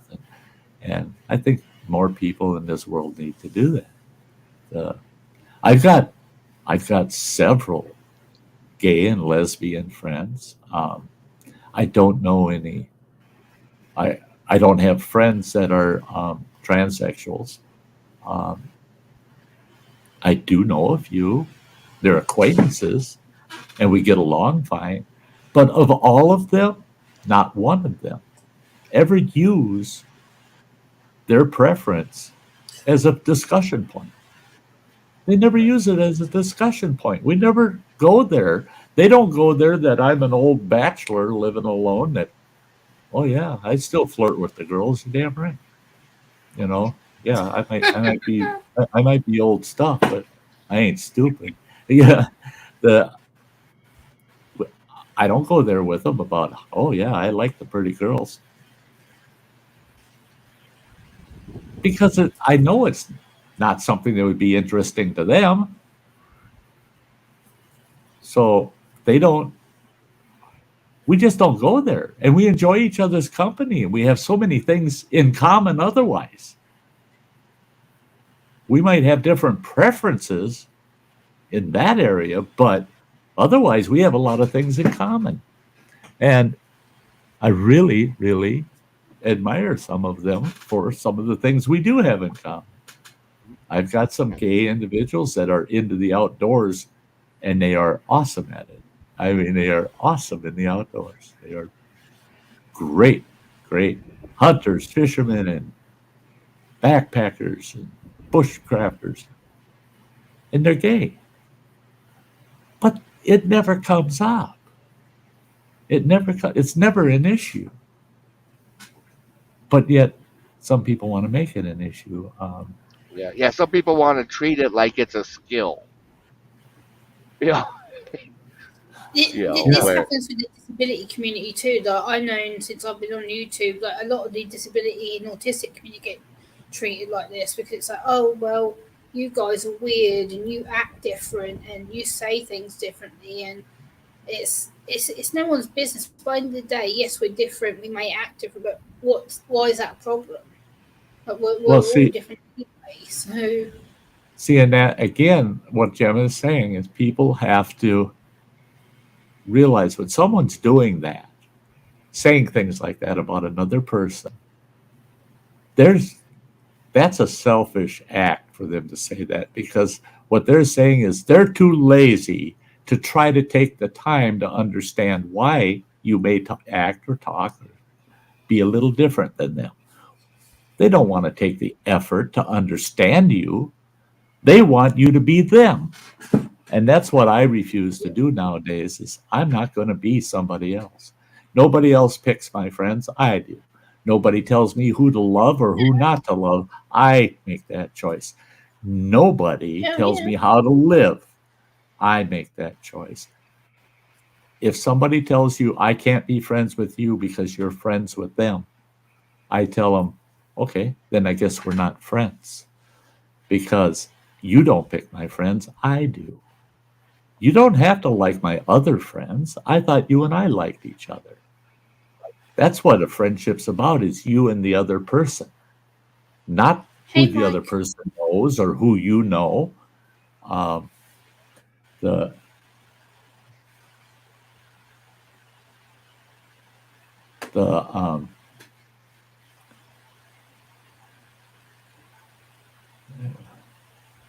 yeah, Kathy, I've had my fair share of hateful people, even in my local community here in the UK. I've had some really nasty stuff said to me, but it's just people who don't know any better. Yeah, and that's it. Is 90% of the time it's because people are they're not thinking. They're not thinking. Do you think if you're in a burning house and you got no way out, no way to get out and escape, do you honestly think you give a shit whether the fireman that saved you and got you out of that house is gay? You don't care. You don't. It's. I mean, I watched this. I watched this little clip today about this doctor that he's arguing. In Florida, the University of Florida is incorporating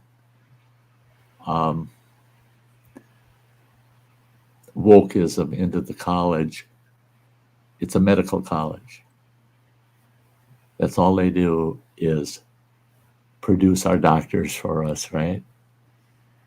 What in the hell does wokeism have to do with being a good doctor? They're saying that they have to change their admissions policy to the college to fit wokeism.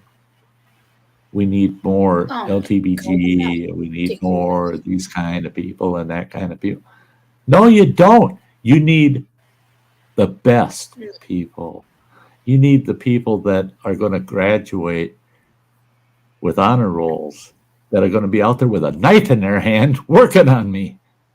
Because I don't give a shit if they're Bozo the Clown on the weekends, as long as they're the best damn heart doctor in the world and I'm having a heart attack. I don't give a shit what they are outside of being a doctor. I don't care what they are. I don't get into those personal conversations with a doctor. I ask questions like, how long you been doing this? Are you good at this? Can you save me? I don't give a shit. I don't give a shit that your name used to be Bob and not Barb. I don't give a shit. I just want to know you're the best damn doctor I can get my hands on. So now they want to incorporate that into deciding who can and who cannot become our doctors. Well, that's ridiculous, Sam, you might have No, I'm saying it, like bedside manner is very important for sure. I've left doctors in the past because of it. Yes, It's definitely important. That's all I said. absolutely. I learned that the hard way at the Mayo. Yeah. I Anybody asks me, I tell them you want to get diagnosed and get a good game plan to save your life if you're a cancer or special disease type individual, go to the Mayo Clinic. They want to put you in the Mayo Hospital, ask them right up front, is there an alternative hospital I can go to? One that isn't almost 90% interns? Because there's no bedside manner at the Mayo Hospital. They treat you very well in the clinic system because those people, they're bona fide PhDs. I mean, these are good people. But you get into the Yeah. hospital, you've got your doctor, and he's got 4 interns working under him. You see your doctor for 5 minutes, and you're stuck with them for an hour. And they're asking you questions constantly, and not one of them tell you how. They don't ask you. They don't ask you how are you feeling. Not does it hurt or anything. How are you feeling? Are you okay? Is everything going good? Fuck no. They don't give a shit. They're there to take notes, and they're going to write a thesis at the end of their internship about you. You know, that bedside manner issue is a big thing. It's a big thing. I don't need to know you personally. I just need to know you give a shit about my health, that you care that Yeah. I'm a person and I really would like to be better, the the Jalapeno. yeah, Bradley, Jelly you're Jill. absolutely right. Jalapeno Jelly Jill, good afternoon. Good to see you. Welcome to the Sty Shack. Hello, Jill. The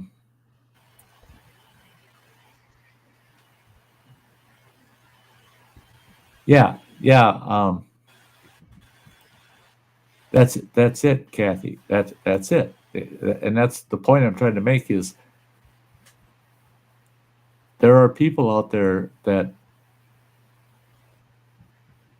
actually put themselves at risk because they don't want somebody of a different ideology, but is actually their answer to a problem. They don't want that person helping them with that problem. They don't want that person involved with them, period.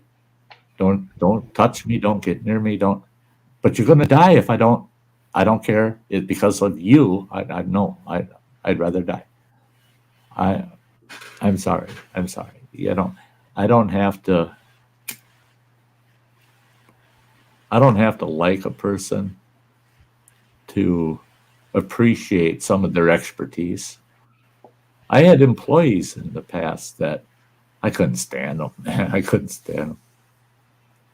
Could not stand them. Their personalities sucked. Their their their lives sucked. But boy, oh boy, when they were in my office working, they were ace at what they did, man. They were sharp. They were good. I wasn't there for some kind of pageant. I didn't have to look good and have all the best looking employees. No, I needed good workers. I needed people that got what I wanted done. I didn't give a shit about their personal outside lives as long as it didn't affect that inside life at work. And I don't want to hear about your outside life if it's going to interfere with what you're here to do. And that's the way I feel about society today is people pushing themselves on us. We shouldn't have people pushing us to accept them. Well, I don't have to like what you are or what you do, but I should appreciate things that you might be proficient at because I might need that proficiency someday. So and again, it's part of being individual. As long as you are not harming other people, then it's nobody else's business. As long as you aren't harming someone else. It's when I see people that are harming others, I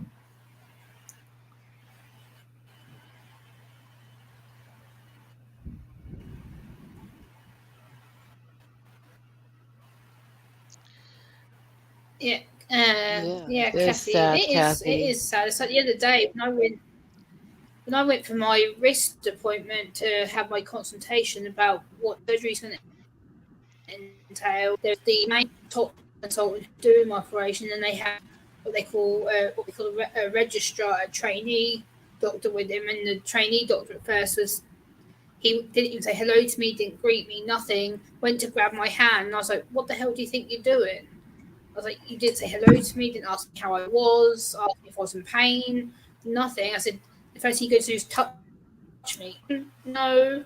And I had to go like this, and he was like, "Oh, do I do something wrong?" I was like, "Yes, you're rude, and you don't touch me." I was like, two of my triggers that I don't know. I don't know your intention. I said, you've just basically made me scared of you. And it took my consultant to go, "Hey, don't go near Gemma. She's not being touched. She's got autism. She's very strict about people being near her." And the doctor's like, "Oh, well, she shouldn't be here on her own then." I went, "My dad's out of town, so you could come with me. I'm a grown adult. I care for myself. I can deal with a doctor's appointment myself. I'm not stupid." Like, it's ridiculous. Yeah, Kathy, that's a sad story that you relate there. Again, when things, Bradley, there's loads of people over here like that. When things, that's why. Okay, what gay people that shout and scream gay pride, gay pride, gay pride. If you had some pride in yourself, you wouldn't have to yell out pride. I need pride. Are you begging for pride from others, or are you just proud of the person you are? You don't need to prove yourself to anybody. You just need to prove to yourself that you're happy and you're proud of yourself. You've made your accomplishments in life, and you're proud of who you are. You don't need the world to accept you that way. So shut up about it. Quit. People out there demanding that we show them respect for their pride. Well, show us some respect and shut up about it. Quit being so prideful. I mean, I guess they were trying to convince themselves, but at the same time, it is to do with them wanting the awareness, acceptance of who they are. Because especially in the UK, pride is still a very touchy subject. A lot of people don't talk about it in case they get attacked or discriminated against or threatened. So it's very touchy over here. Yeah. Well, I had one time at a truck stop. There's a guy I had trained him years back, like 10 years ago. He's out of Detroit, black guy, big black guy, huge, and had someone that was talking about the African American Pride Parade that was some deal that was going to be happening up in Detroit, and if asking if my friend was going to be up there, if he's going to be going to it, because we met up over by Toledo. Well, he's like, no, he's like, I'm not going to go no Black Pride Parade because that's racist. And the guys are like, how is that racist? He's like, if you ever wonder if anything is racist, he's like, gay pride, black pride, Hispanic pride, any of that. He's like, all you got to do, he's like, you take and plug in the word white and see if it would be okay. He's like, do you think it would be okay to have a white pride parade? Oh no, only the KKK Like, will go. Yeah, he's like, or you think people are going to lose their minds? Oh yeah, He's like, and if one race can't do it, then it's not okay for any race. exactly. That's my whole argument. Is a lot of things that happen today is okay for one specific class of people, but it's not okay for others. How is that right? What is wrong with the minds of our society to imagine that it's Because okay it's for someone mind to be control. that prejudiced to say, I'm the one that has the right to do this, but none of the rest of you do? It's because That it's is, mind control. that is People want to control people. It's mind control.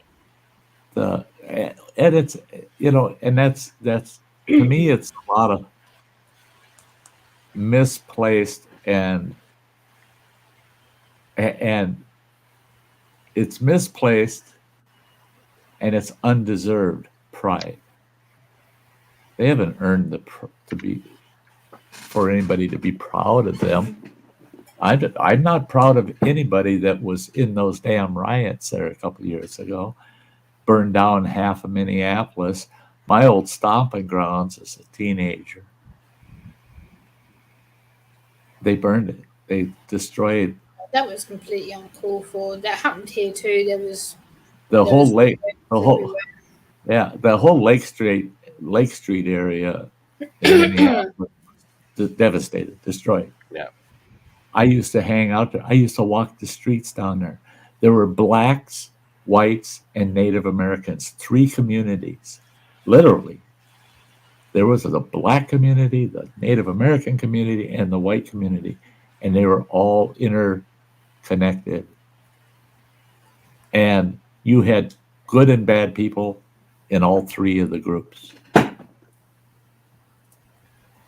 But now, all of a sudden, they can totally tear that down, that community. They destroyed that community. They even burnt mom and pop shops that were owned by people of color. Hmm. Yeah, And yet they scream and holler that it was for Black Pride and Black Lives Matter. No, they didn't. They didn't matter at that hello time. Becky. Hey, Becky, hello. Yeah. Good to see ya. Well, that one guy, he's a retired firefighter. That black guy that owned that restaurant right down there that Yep. got burned down. I don't remember what show he was on, but he had the list of all these businesses. He's like, tell me if you see the pattern here. He's like, you know, liquor store looted. He's like, Yeah. Target looted. He's like, library burned down, school burned. Right. Hardware store burned. You know, electronics And, store looted. And so and it's what? like he's like they took and burned down the places that had stuff that would help them. Well, and that's what they interviewed this one gal, and I felt bad for her. Okay, her husband was a disabled vet, basically 80% homebound. Right? They have 2 children. She said they burnt down all of our fast food joints. They burnt down our grocery store. She said that I had an account with, a credit account. I paid them once a month. I could go in and get my groceries. They add it to my account. And I could come in when we got his disability check. I could come in and pay my account up. She said they burned it down. She said they looted the pharmacy and they closed the pharmacy. They're not going to reopen it.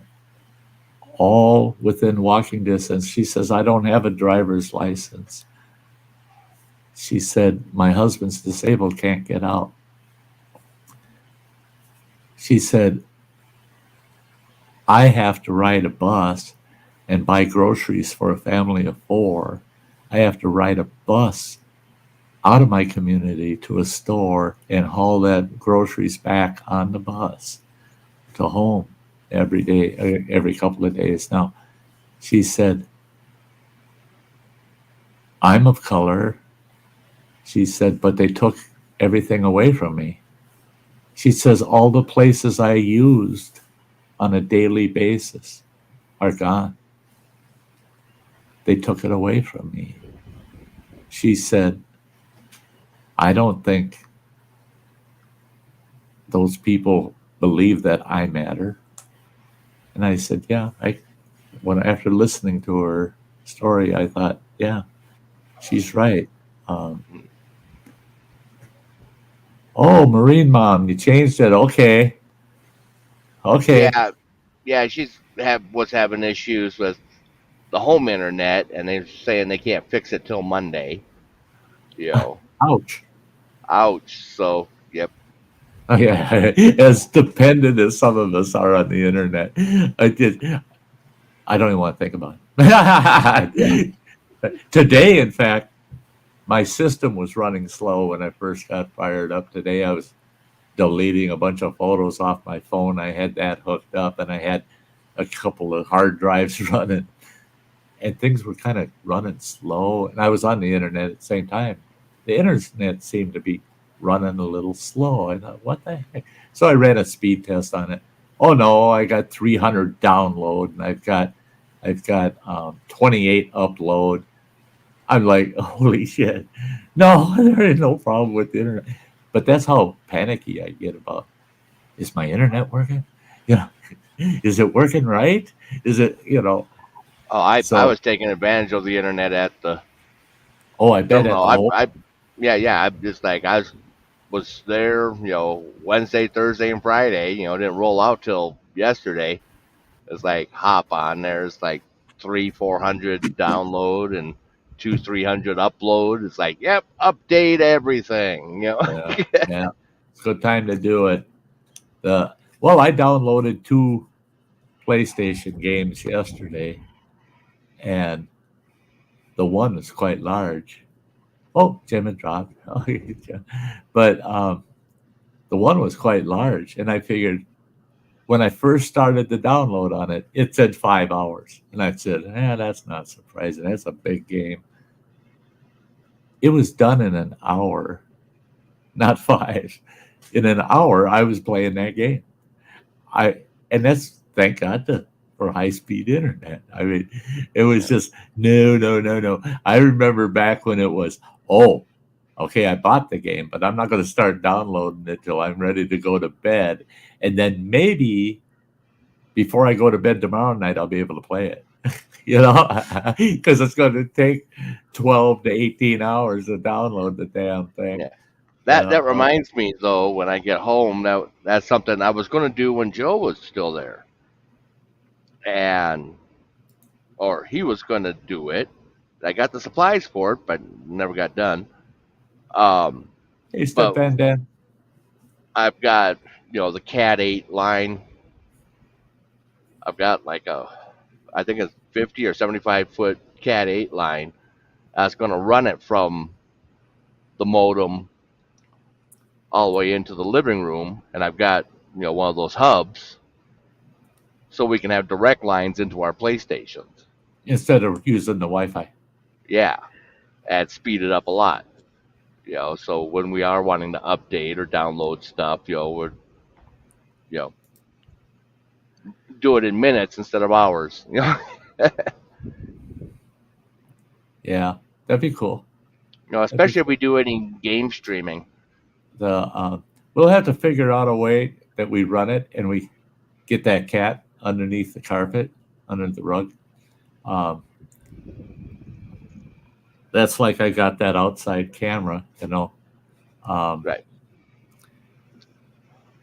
That cable runs underneath the rug in here in the studio.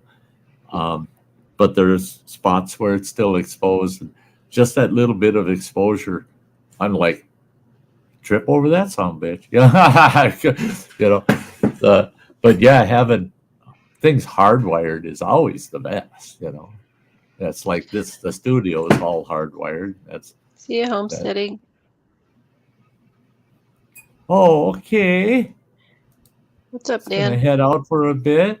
I don't think we're gonna be here terribly long compared to last week. No. At least that's what you said at the beginning. I said it last week half a dozen times again. I don't do the another 20-minute kind of thing anymore because after I no 7 hours again. No. You don't want me to burn myself out because, like I said, Christmas Day, I think I'm going to do 8 hours of Christmas Day, and Running Water will play PlayStation and stuff while I'm streaming in here. But it works pretty good having the studio and living room opposite of each other here. I can keep tabs on him, and he can keep tabs on me, but it doesn't interfere with either thing that we're doing. Tonight, Bradley. I'm not sure yet, Bradley. It's only 1 o'clock though. I'll let you know if I decide or figure it out. Fish sticks and tater tots. Oh, heck no. Yuck. You won't find that stuff in my house. Unless you want us all sick to our stomachs. We don't.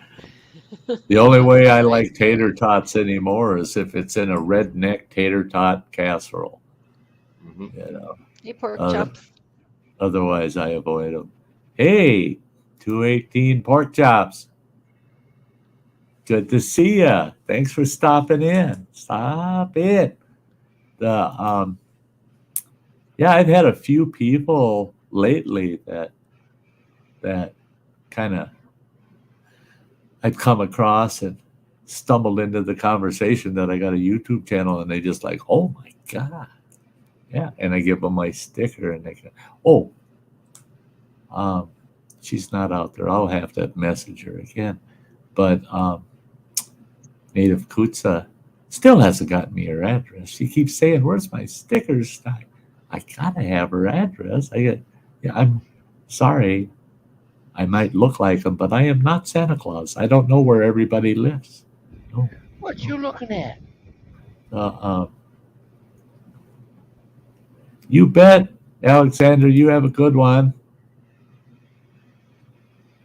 Take good care of yourself. Right now, but I don't think he can tell that from over here. Running water.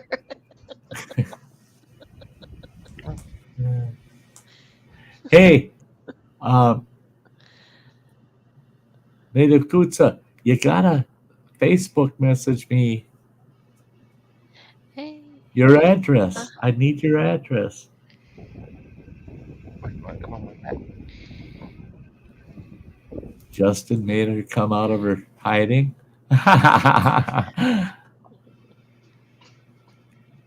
218. Yeah, I forgot who I am.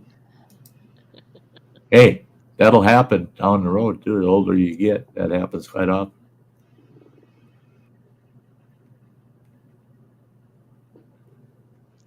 See, Bradley, if somebody says we're having fish sticks, I say, all right, I hope you got a half a gallon of tartar sauce.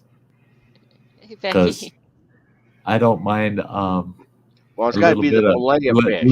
Little bit of fish stick with my tartar sauce. I gotta hide fish sticks to eat them. There's a couple of I get these haddock fillets that are pretty good. They're flaky, you can tell it's real fish. It's not ground up. Dog sharks,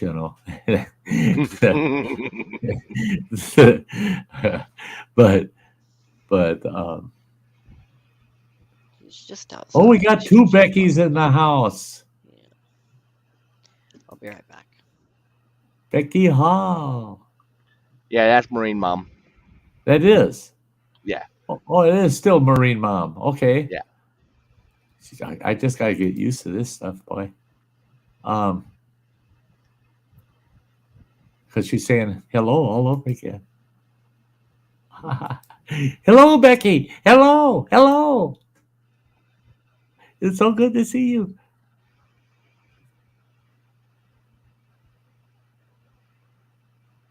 Oh, there you go. You get snowed in, girl. You get snowed in. There's your chance. You can send me your address. Thank you. um, yeah, I don't know. I don't want. I don't want no snowstorms. We're supposed to get snow now, starting tomorrow night and throughout Tuesday. But the daytime temperatures are supposed to be high, nighttime below freezing. So I'm a little. I'm not so worried about the snow as I am the ice. Damn ice, man. The I when I fall down now, I don't bounce like I used to. Yeah, man, it's that ground feels harder for some reason. Well, Uh, yeah, you don't have as much padding. that's it. I ain't got no damn padding. Uh, I was going to pull my Carhartt bibs out of the trailer. I said, no, I I wouldn't be able to wear the damn things. They're so big. It'd be like not wearing them because there'd be 4 inches of 2 degrees. airspace all the way around my legs and my ass. I mean, It's Well, 2 I was gonna degrees say, out there right there's now. my set of coveralls out there that you could use if you wanted. You could wear sweatpants and a couple coats underneath it, and where? yeah, Where it, did you it, say? it, it it's in the back of my pickup, well, behind the seat, Oh, Hello, but Timothy. it's a bit tight on me. So It's 2 freaking hey. degrees outside, and my window's frozen shut. I can't open it. Oh, really? It's Oh, so boy. cold. It's gonna get colder too. Good to see you, Timothy.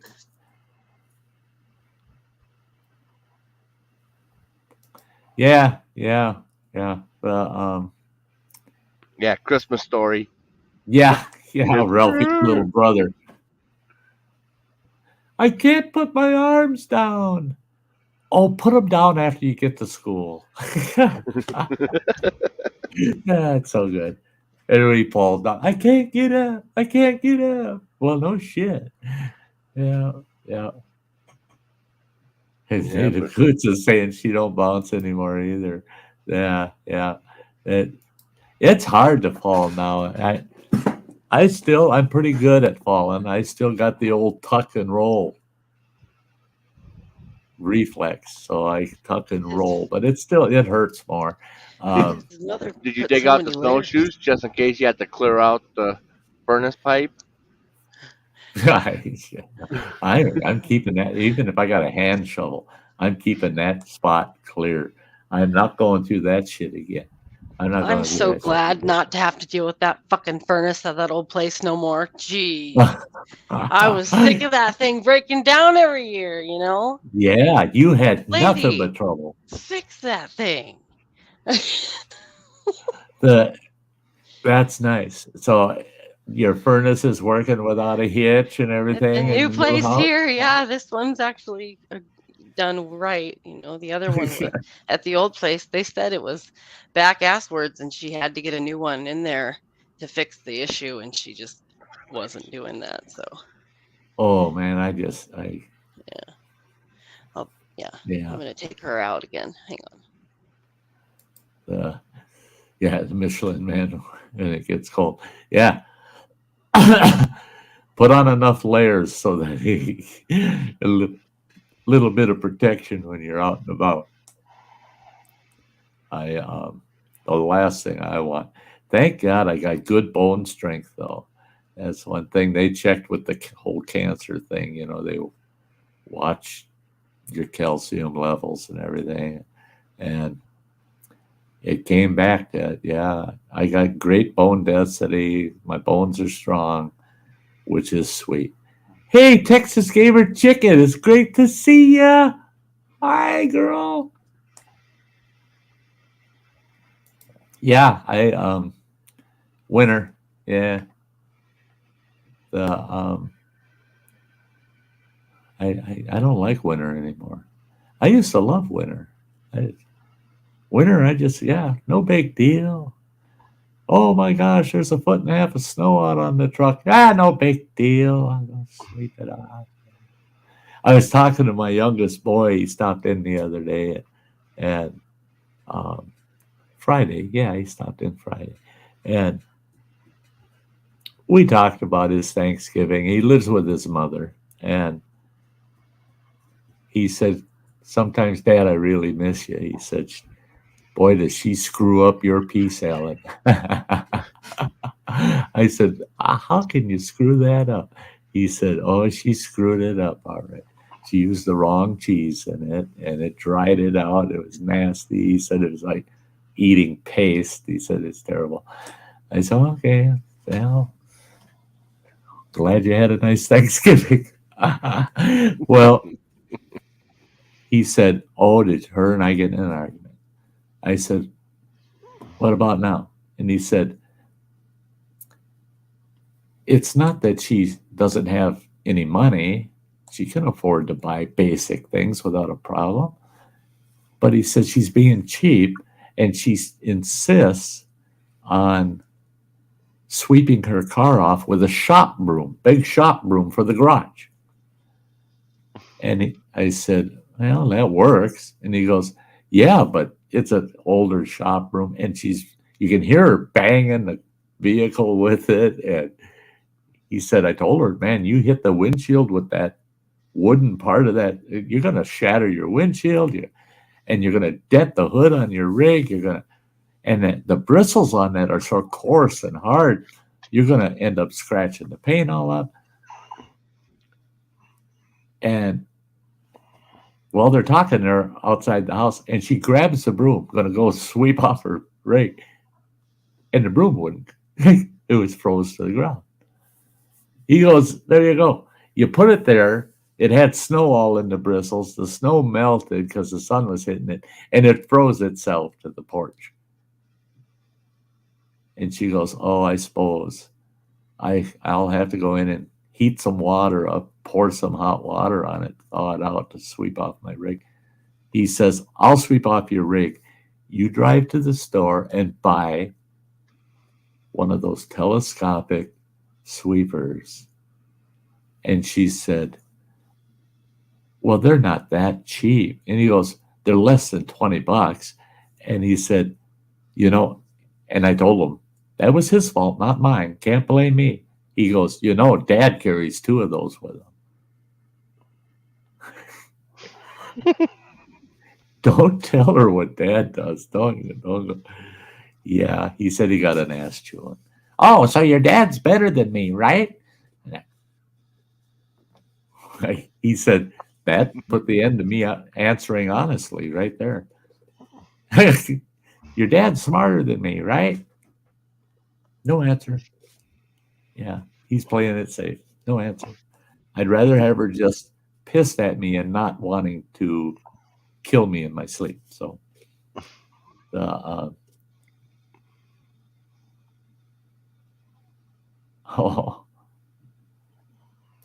Becky, if no snow here, if it does snow, it don't last long. Cornish shuts down. So funny compared to up north. Yeah, native coots, they're in Pendleton. When there's 2 inches of snow, call into work because everybody panics. Here you go. You want to talk about calling into work and snow? Okay. One of the tribes I worked for, me and the tribal chairman, we were buddies, man. We were buddies. We were the bestest of friends, man. We just adored each other. Well, the thing is, he's my boss, right? I'm their chief financial officer, but he's the tribal chairman. He's the boss, right? Well, we had a snowstorm. Now, I got to drive about 25 miles out there to the res to go to work. And I'm heading out there in this snowstorm. And I had a Jeep a Jeep Cherokee at the time. And I got there. I took off a half hour early because it took damn near an hour to get threw that snow out to the res. It was bad. I mean, they weren't even plowing the main state highway. Running Water knows the highway 2. They hadn't even hit that end with the plows yet. And they had closed the highway along Lake Superior here in Ashland. It was bad. It was bad. I get out there. Well, and I'm watching my phone, waiting for that call, because they'll call everybody and say, don't come to work. We're shut down. Tribal chairman. He's the only guy that can shut it down. He didn't call. He didn't give the order. So everybody showed up to work. And I'm there, and I go to the front desk at the big tribal administration building. I'm at the front desk, and they got 2 secretaries there at the front desk, which was funny because it's a set of twins. It's twin sisters, and they're working the front desk. So you didn't know which one you were talking to at any time. You know, I never called them by name. It's like, hey, you, because you couldn't tell the difference between the 2 of them. And sometimes they dressed the same. That really pissed me off when they did that. But there's a bunch of people kind of hanging out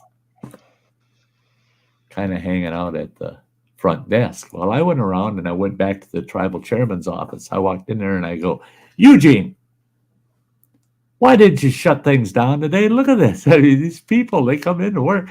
I barely got in here running my Jeep in 4-wheel drive all the way out here. I said, it's rough, and it's not stopping. They're saying we're supposed to get another 6 inches before sundown today. You could end up with people having to stay at the administration here, man. Then you got to feed them and blah, blah, blah. I said, you're better off just calling a snow day, sending them home. He says, so I don't think I should have to send them home. He says, I got all ready to go to work this morning. I couldn't get my damn car out of the driveway. There was so much snow.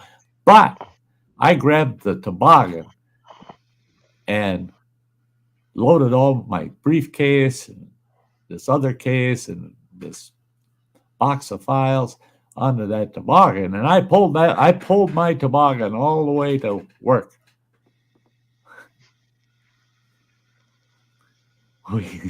We come out, we're standing at that front desk, and now mind you, there's about 15 people hanging out at front desk. All right, is he going to shut it down? Is he going to shut it down? And one of the girls at the front desk says, well, Eugene, are we shutting it down? And before he could say anything, I'd say, hell no, we're not. I said, we're not shutting it down. Old Eugene here just told me that he came to work pulling his pajagan all the way into the office. So anybody should be able to make it. Okay, you guys don't get the punchline because you don't know Ojibwe. In Ojibwe, the pajagan is a man's tool. So when I said the tribal chairman pulled his pajagan all the way to the tribal office, we had 15 people rolling on the floor laughing their asses off. The white guy just told the tribal chairman that he's beating off on the way to work. All Eugene did was look at me and shake his finger at me, and he turned to those girls and he says, call it, we're going home. Because he didn't want to be the brunt of the joke the rest of the day, because he knew he'd be hearing about the pajagan statement all through the day. Yep. Yeah. Well, then he had to drag his pajagan back home. Drag it back home. Yeah. Old Eugene, he wouldn't have liked that. He don't want to freeze off his pajagan.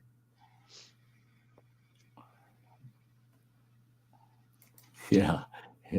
Needed boots. I still got 2 feet of snow. I don't want 2 feet of snow. Can't get the snowblower running. I'm going to wait till Running Water comes home. We'll load it up in the truck, take it down to a dealership down here, let them fix it. But I got this electric, we call it the snow flapper. That it's got these 2 big plastic flaps on it. And it blows it out through a chute, like a snowblower does. But it really can't handle more than 2-3 inches of snow at a time, And so, like I told Running Water, between now and when he gets home for Christmas, I'm going if we get a snowstorm, I'm going to look at the forecast, and if it says expect 2 inches of snow per hour for the next 6 hours, you're going to get 12 inches of snow. Guess what? I'll be out there snow blowing for 6 hours. Because if it's 2 inches every hour, it's going to take me an hour to do the sidewalks and out to the truck with that. So by the time I'm done with it, I can start again and do it again. As long as it's snowing 2 inches an hour, I got to keep snow blowing. Yeah. Yeah, I get a kick out of the looks you get though using that thing. It sounds like an industrial vacuum cleaner out there. Yeah, Weird. like you're out there vacuuming the Thanks, Bobby. sidewalk. It sounds like a shop vac when it's running. It sounds like a shop vac running.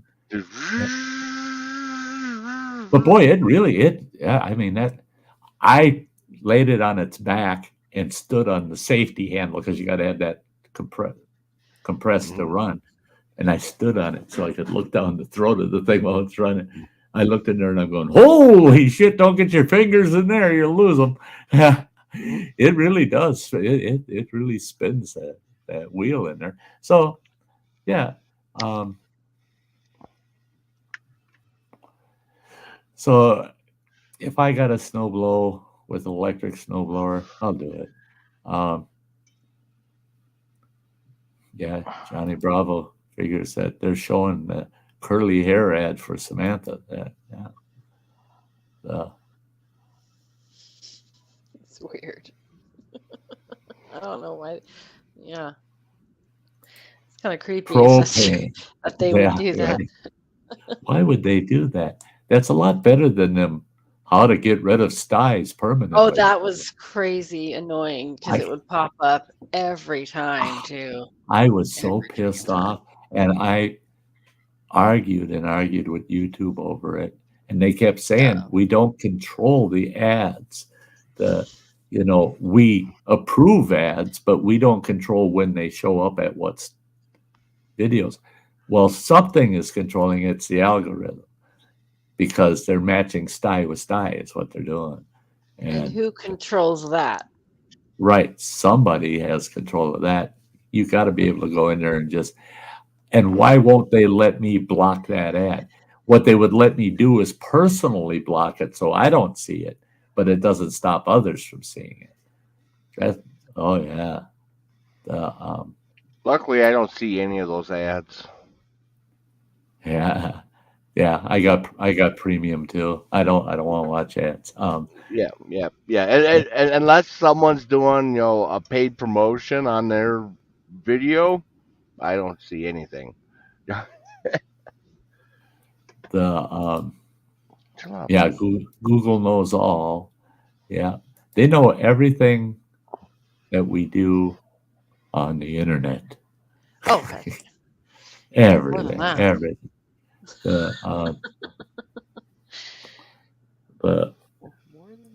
Well, actually, Google makes me think of back when we had TiVo. I had a TiVo for a while, and the way be something like had one time recorded Cowboys, John Wayne, set up to record because it's coming on while I was at work, and I wanted to catch it and watch it. Like a week later, I couldn't record anything because it was full, and I hadn't set anything else up. I get in there and look in there, and it had, like Black Beauty was in there, and Seabiscuit, and My Little Pony, and stuff. I go through. I'm like, what is all this stuff? And I figured it out. I recorded the Cowboys, and it had horsies in it, so it started recording everything that had horsies in it. Oh yeah. Well, that's the way Google works. It's like I look up one item, and now it's showing me a bunch of stuff that's it's like I was looking up black paint. Oh. Just black flat spray paint. paint. It was bringing up black body paint, black lingerie, latex. Yeah. Anything black. All this black stuff. Black hair products. Yeah. It's like, oh, you like black. All right, I did a Sty Times titled Naked Yoga. Okay. And boy, I got a lot of hits on that one because it was clickbait calling it naked yoga, of course. But I tell you what, I shared that with Samantha and Crazy Ann.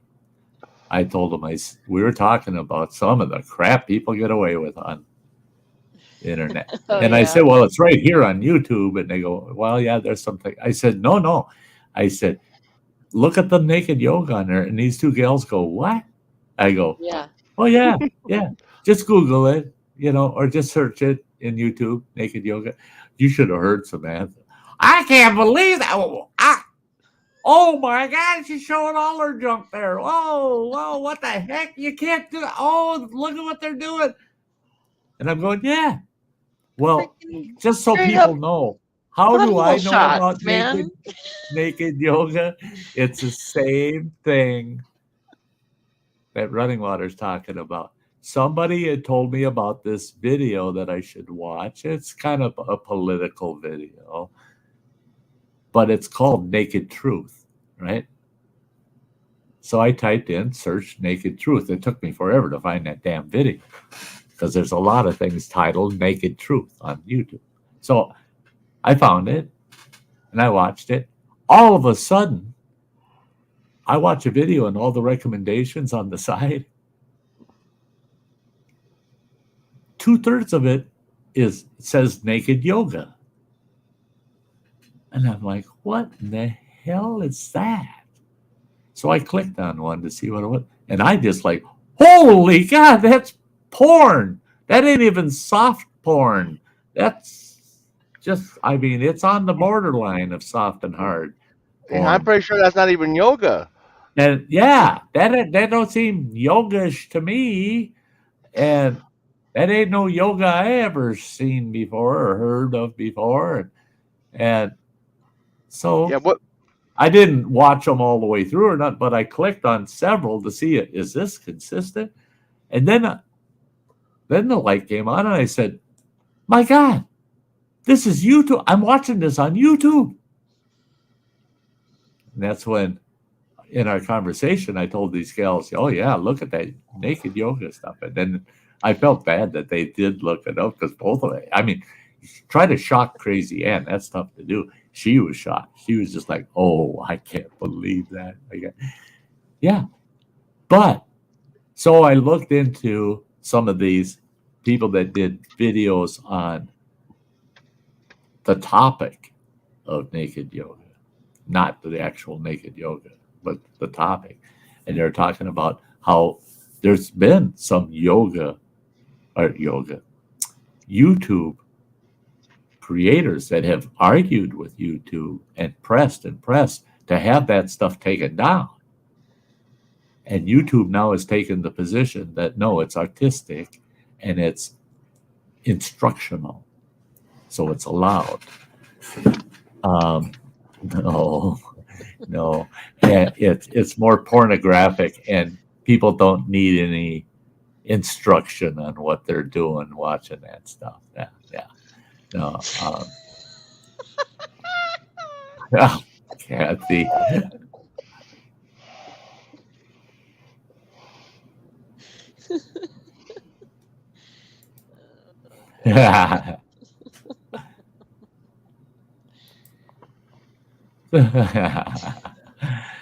Kathy.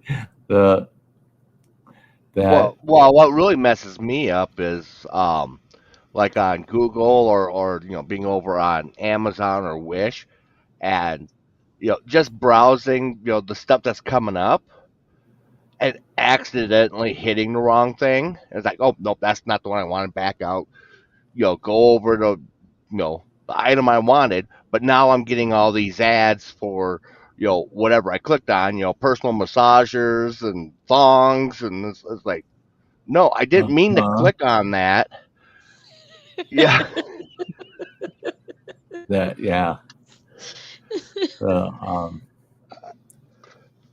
I've got a clip here. I'm looking through my different channels to like right now, if you need anything on like nail supplies, acrylics and the transfer nails and stuff.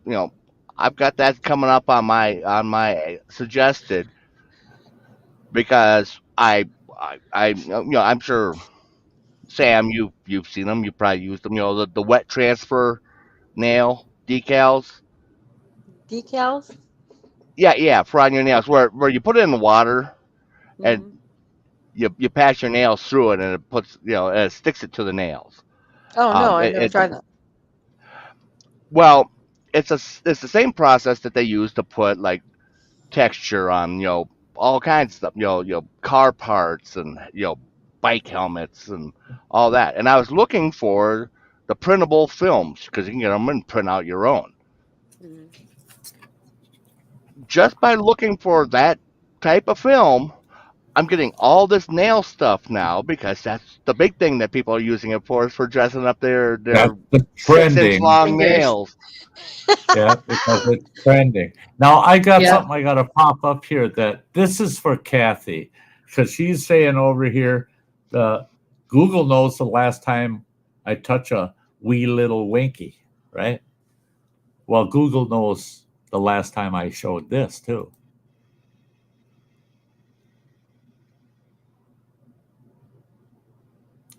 Santa is not. His mind's in the gutter. When I think about you, I touch my elf. Yeah. That elf looks depressed as shit too. Doesn't he though? He's Look got at some that. inner issues, that poor guy. He's just Yeah, not like the elf's eyes are changing with the lights on the tree. Yeah. like, He's just don't like, touch me, man. Santa, Get your finger off me. you pervert, quit touching me.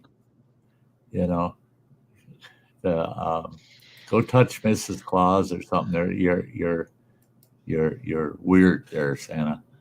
The yeah, when I think of you, I touch my elf. Huh. Okay.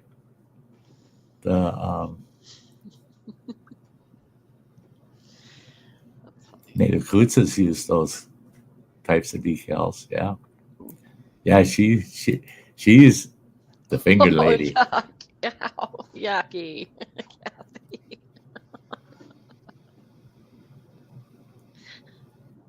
Oh, geez. You can get those. You can get those from certain oral pleasures, She's on a roll today. or you shouldn't be practicing oral pleasures if you got mouth sores to start with. The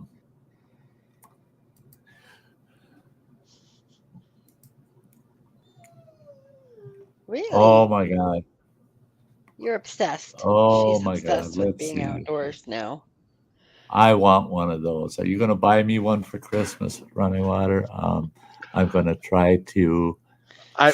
I'm looking to find it Um, because someone else sent it to me, and I'm like, where do I find this? I need this. okay, I'm going to see if I can.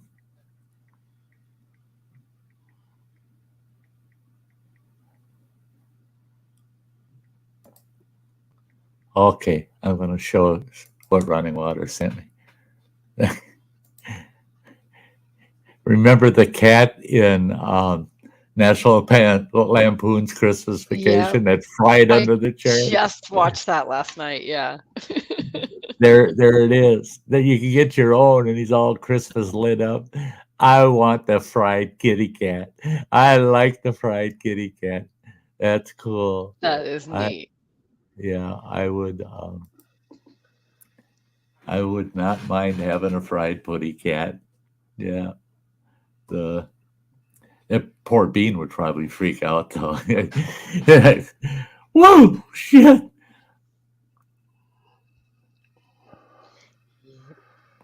Yeah, fried putty cat. Yeah.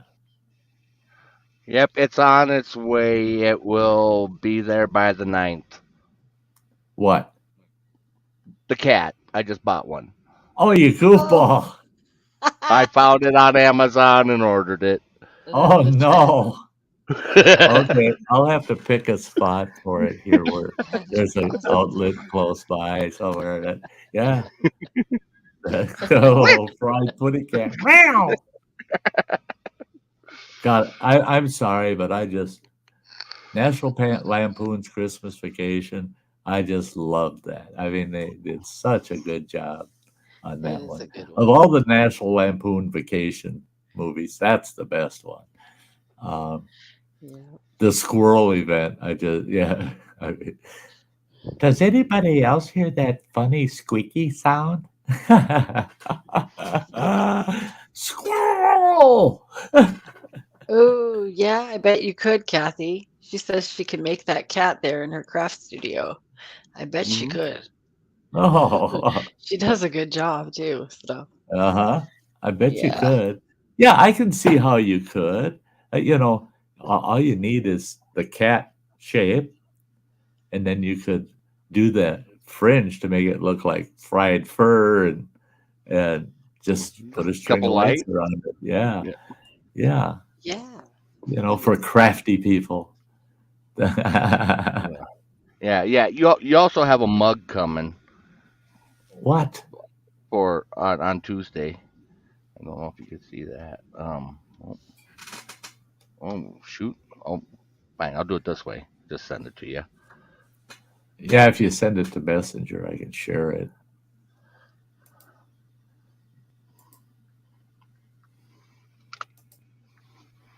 That'd be good for your Christmas stream. Oh no. Oh no. Oh no. All right. Jesus. I'll have to Yeah, show you'll them need the to have some cup. eggnog. You know. I will. It's high in calories, so yeah, I like my eggnog. Um, but there you go. Right off of Lampoon's Christmas Vacation. The Oh, old cool. the The old Wally Dewar Earl mug. mug. That's awesome. Yeah. I got a kick out of that. That they incorporated the Wally World mugs into that Christmas Vacation. Yeah, that The they got some souvenirs from Wally World. Yeah. yeah, yeah. The good old Wally World or bust. I mean, Yeah. Well, and I got and that the thing sweater. is what I don't like is National Lampoon's Vacations are too real. I mean, that shit happens actually. It totally does. It does. Well, I had a 1970 Chevrolet Impala station wagon. The whole car was lemon yellow. It was. It was lemon yellow. I tell you, who in the hell would go to a car lot and buy something like that? I mean, I bought it because I got it for $90. I bought the car for $90 um, from a judge in Delaware. That car was used in moving drugs. I mean, it was a drug seizure. And the court found the guy guilty, sent him to prison. Well, the shit they impounded, they got to get rid of. So it was in their impound yard and it was for sale. Anybody make offers? I offered him $200 for it. And he looked at me, he goes, "It's a deal. $90 sounds fair to me." And I go, but I said to him, he goes, "Don't say more. $90, I'll take it. I'll take the $90." And I go, "Well, thank you, Your Honor." He goes, "Thank you, because I don't think anybody in their right mind would buy that yellow car." Okay, so that became our family car for a while. We went on vacation and we were heading to what the hell's it called? Valley Fair. Valley Fair in Shakopee, Minnesota. Big fair, kind of like Wally World in the movie National Lampoon's Vacation. Okay. Got the whole family, 6 of us, packed in this car, and it's packed full of luggage and shit. We're going on vacation. We're gonna go to Valley Fair. all the way down there. Now, it's a 250-mile trip. All the way down there, I got people on the highway, 4-lane highway, pulling up beside me, honking their horn, and the whole family in their cars waving at us. And I'm like, hi, what? Why is everybody so happy today? You have single guys coming up, they're blasting their horn, their thumbs up at us. And, well, hey, yeah, cool. Yeah. I pull in the gas station to get gas. I get out of the car, I go over, I open the hatch and stick the nozzle in, start pumping gas.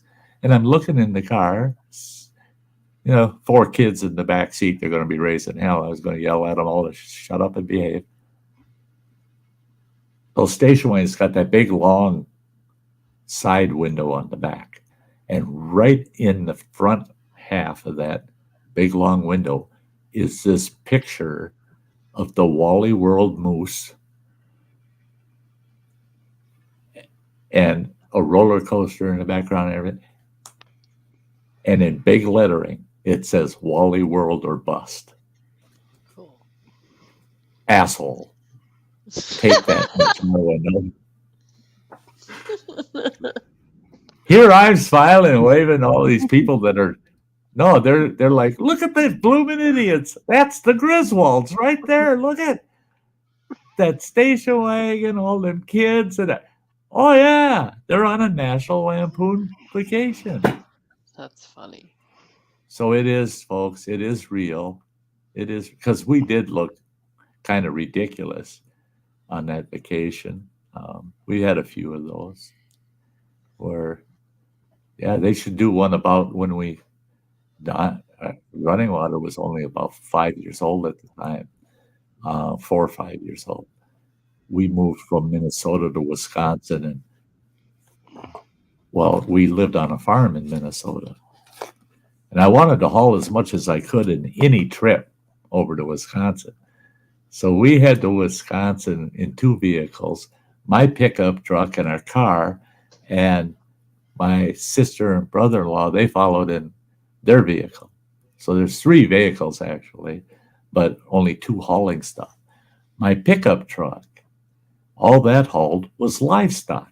I had a cow and a steer standing in the box of my truck. I had built this frame with a canopy over it so they wouldn't get spooked from the traffic over them. And I had all these crates full of chickens in the back of that truck. And we're going down the damn interstate with this thing, going down the highway. And I got assholes coming up beside the truck, honking their horn, laughing and pointing. Well, every time they do that damn steer, he had horns. He'd get his horns under the chain and he'd start yanking. He's just about ripping the box off of that truck. And the ex-wife and a couple of the kids in the truck with me and a couple with the sister and brother-in-law, the kids are in a panic. We're going to die because the whole damn truck's moving. You could hardly control that truck with that big-ass steer back there raising hell in the box of my pickup truck. So I have to pull over on the side of the highway and calm them down. My brother-in-law, now there was a bale of hay in the front of that pickup truck box in front of the steer and the heifer I had in there. So they had something to munch on. I was hoping they'd eat and not freak out. Well, they weren't eating. So my brother-in-law says, well, your sister will drive the vehicle. I'll ride in the box and keep that steer calm. I said, he could go nuts and he could kill you. No, I'll be okay. So he rode for an hour and a half in the back of that pickup truck, keeping these 2 cows calm in the back of my pickup truck. And people were coming by and they'd see what's going on. They could see the animals in there and they'd stay right beside me going down the highway. Pissed me off. I'd back off so they'd have to get past me and they'd back off. They're looking. Look at all the chickens, the geese. I had geese and cows in the back of a pickup truck. Yeah, National Lampoon's moving to a new home. Yeah. The it's the Lemon family. the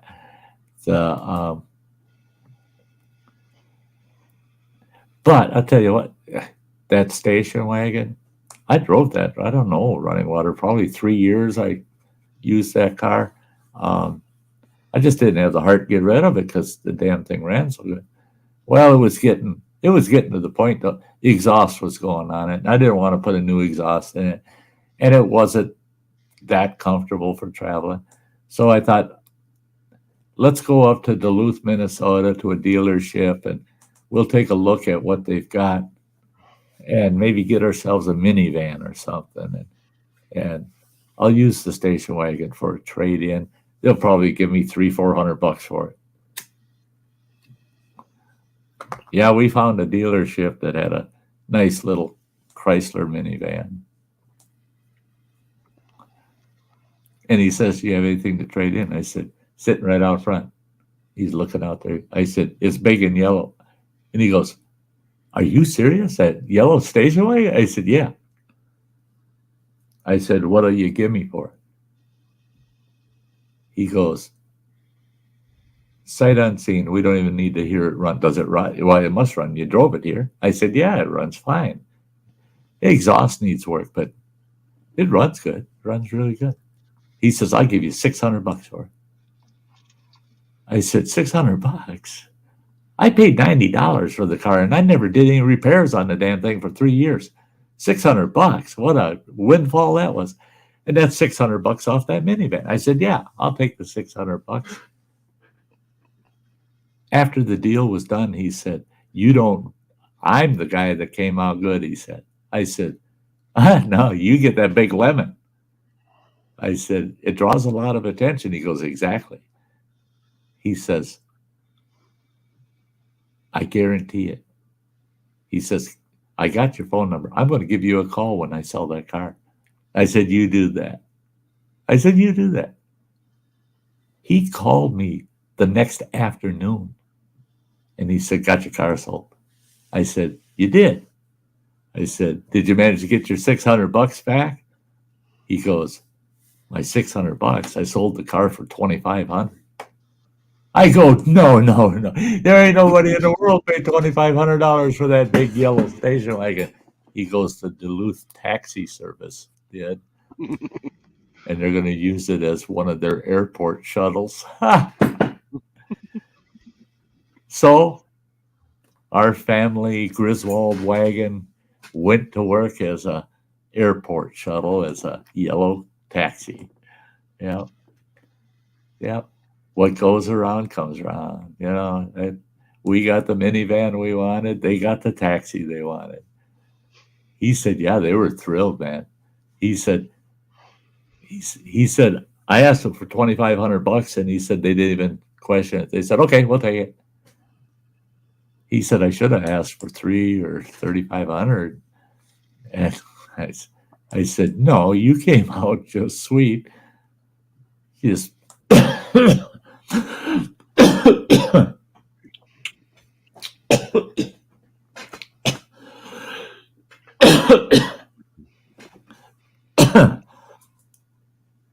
making 4 times what you paid for something."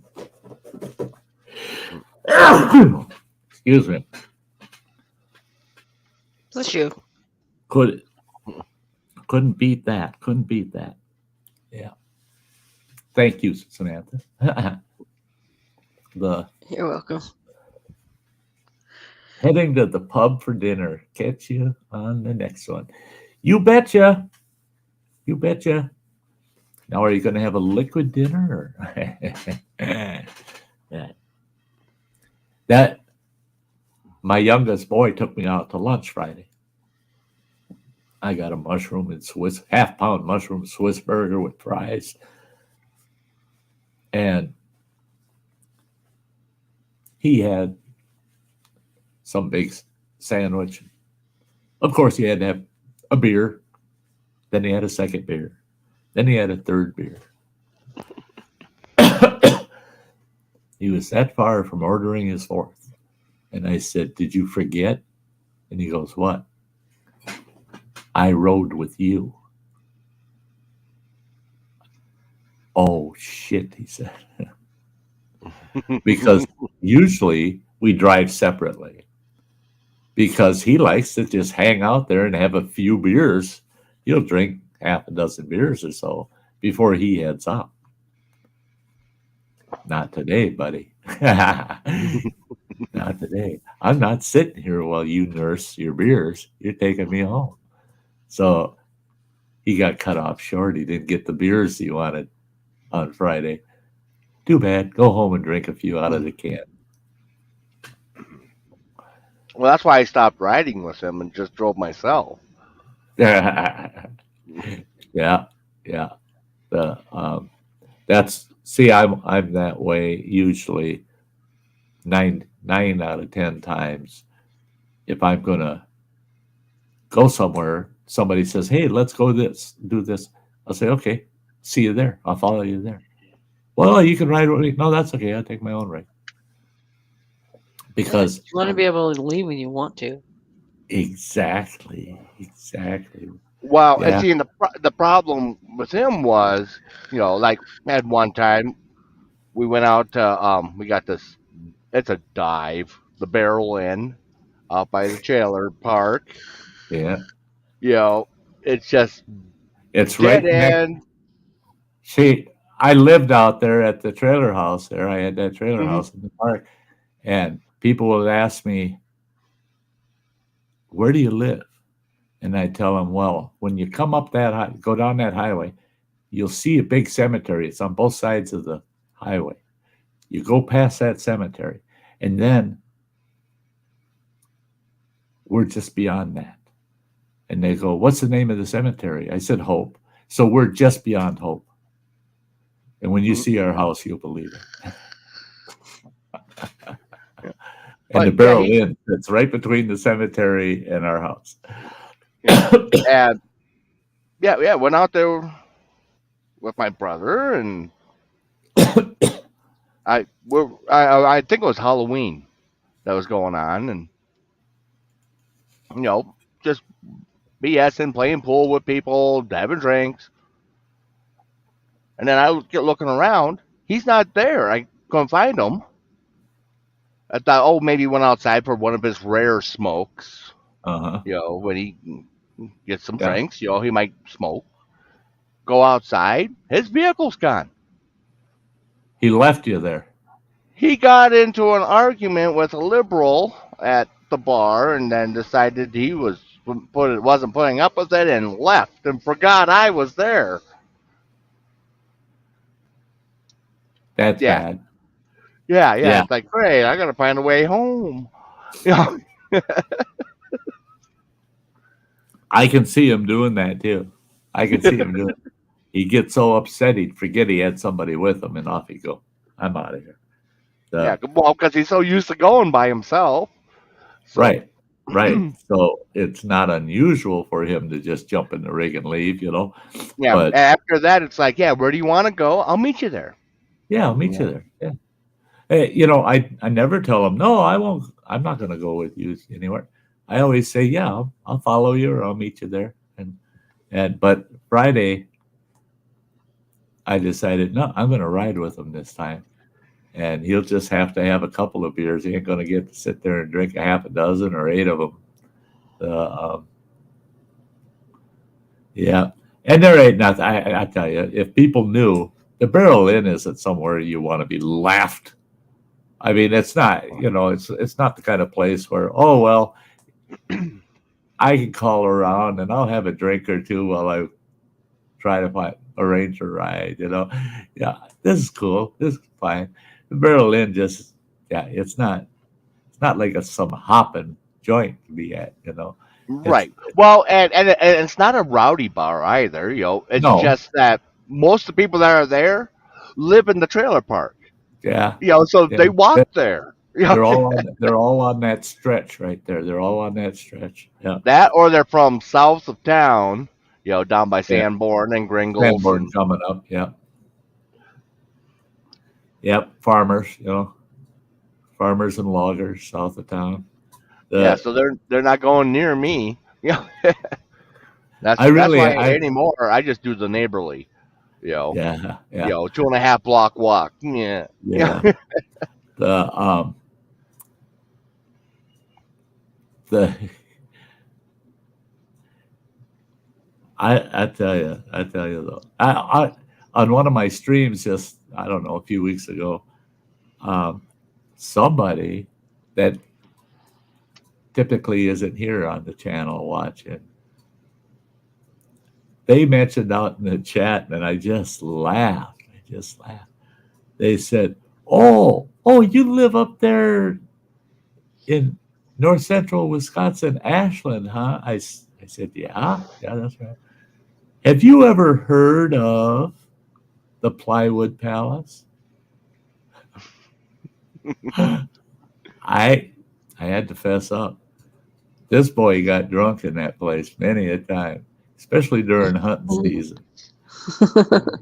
That old dirt floored shack of a bar in Muckwa, Wisconsin. The owner, I don't know how many times we'd be in there and I'd say, hey, give the guys another round, get us each another beer. And he'd go, oh, shit. And we go, what? And he'd go, well, how many of you are there? There's 5 of us. Well, 4 of you get beers. One will have to wait for a bit. You guys keep an eye on the joint. And he'd put the 4 beers up and he'd run out of the place. 15 minutes or so later, he'd come running back in with 4 12-packs of beer. And he'd set everybody up that wanted beers, and then he'd run back out, bring another 4 12-packs. He ran to town to buy more beer. The guy didn't have a damn distributor. They didn't deliver beer to his bar. He ran to town. He bought it from the liquor store. So the guy, you never knew if he was going to run out of beer or not, and he'd have to take off, and you'd have to wait 15 minutes and a half hour for him to get back with beer. But that place, it's red clay, and it's a dirt floor, and it's so compacted, it's like red concrete. You do not want to fall off your bar stool in that place, man. It's like falling on a concrete floor. Oh, I bounced off that floor a couple times, yeah. And they call it the Plywood Palace. And I've been in there when it's raining, and you had to really watch it because that floor was just like a skating rink. That clay would get wet, and you just slip, fall down so easy. And then you're all covered with that red clay. And you don't want to spill beer on the floor. You don't want to spill anything near your stool because you're going to land on your butt.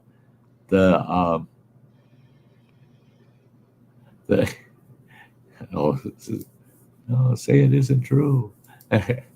But the place had its own aura to it. I mean, when you walked in the door, it was like you walked into a whole different world. It was just a whole different world in there. I've been in there when it would start raining, and it's raining pretty good. Well, it drips all over the place, and he puts containers out to catch the rain so the floor don't get muddy, right? But you look at that place, and 90% of that place is extension cords. He's got a few outlets at the power box, and then he runs extension cords all around the place, the whole place. And he's got extension cords that at the end of the extension cord, he'll have a block that's got 6 or 8 plugs in it. And that's got another extension cord or 2 plugged into that going off other directions. And at their end, there'll be a block of 6 to 8 plugins. The place was a freaking death hazard, man. You're going to get electrocuted, or the place is going to burn down or something. No, I'm sorry, man. I've been living now here in this area for over 30 years. The place is still standing. Yeah. No, the Plywood Palace. And we have had other places that have burned down. Yeah. Much newer places. much nicer places. Heck, we even had the place called the Burnt Down Palace. Yeah, yeah. Well, yeah, you got Tom's Burn Down out there on Malin. Mm-hmm. That's still up and going, and yeah, And the car Burnt, seats, seats out of cars and vans in there, and yeah, yeah. The That's one thing about Wisconsin. They're not shy about allowing bars in their communities. Mm-hmm. Same with the rural bars. I mean, oh my gosh, when we lived downstate a ways, it was in the farm country, right in the middle of Amish country. You be driving down some back road, farm road.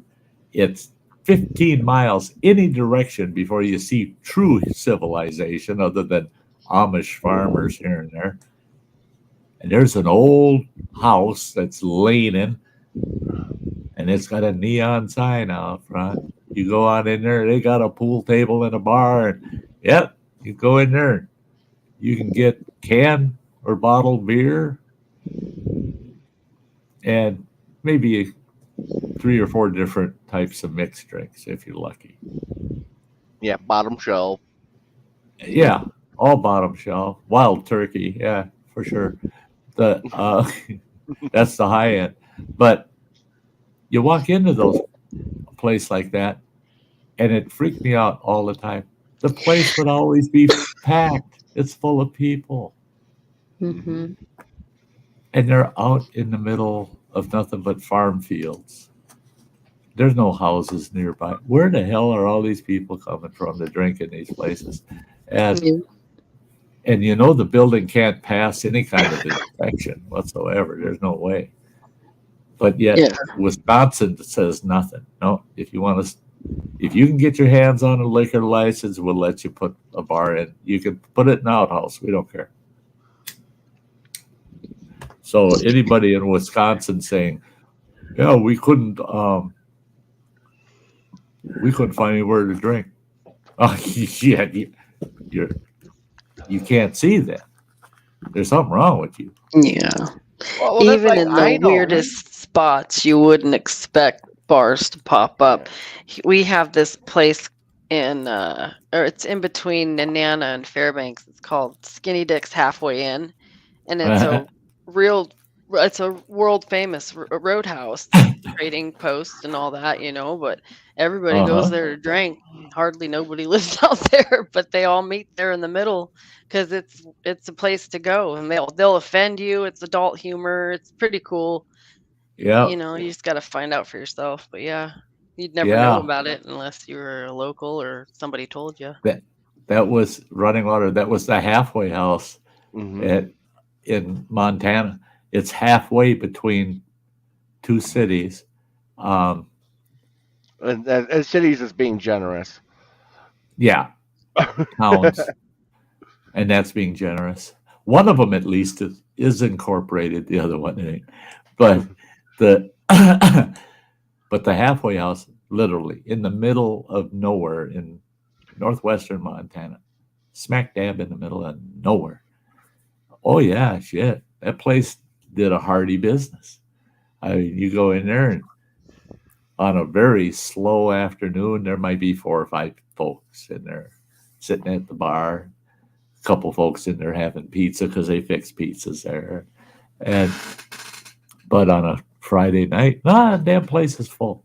And it's like, where in the hell are these people coming from? And why would they come here? Why would they come out here? Yeah. Well, and it got insane during Big Sky Rendezvous and the country camp outs. That was, yeah. That was a whole different story. Yeah, a few thousand people showing up at this bar out in the middle of nowhere. Yeah.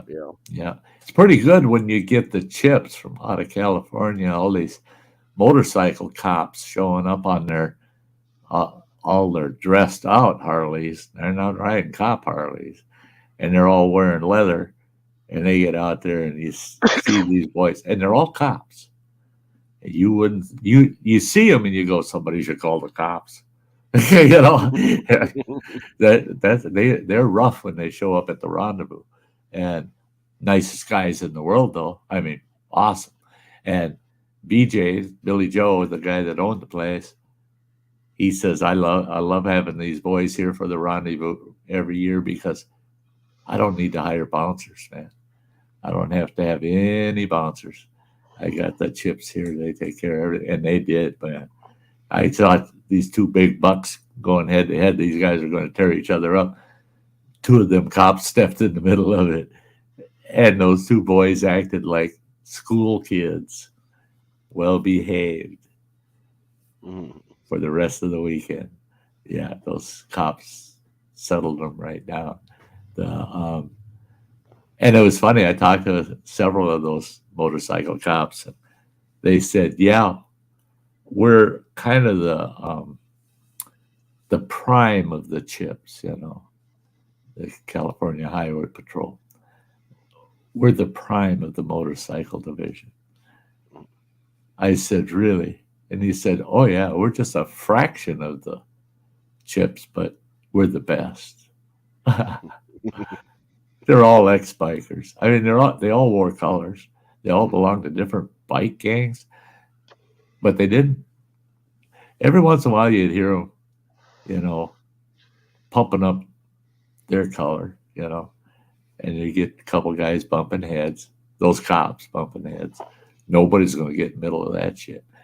They police themselves. The others are getting there. All right, boys, settle down, you know, break it up.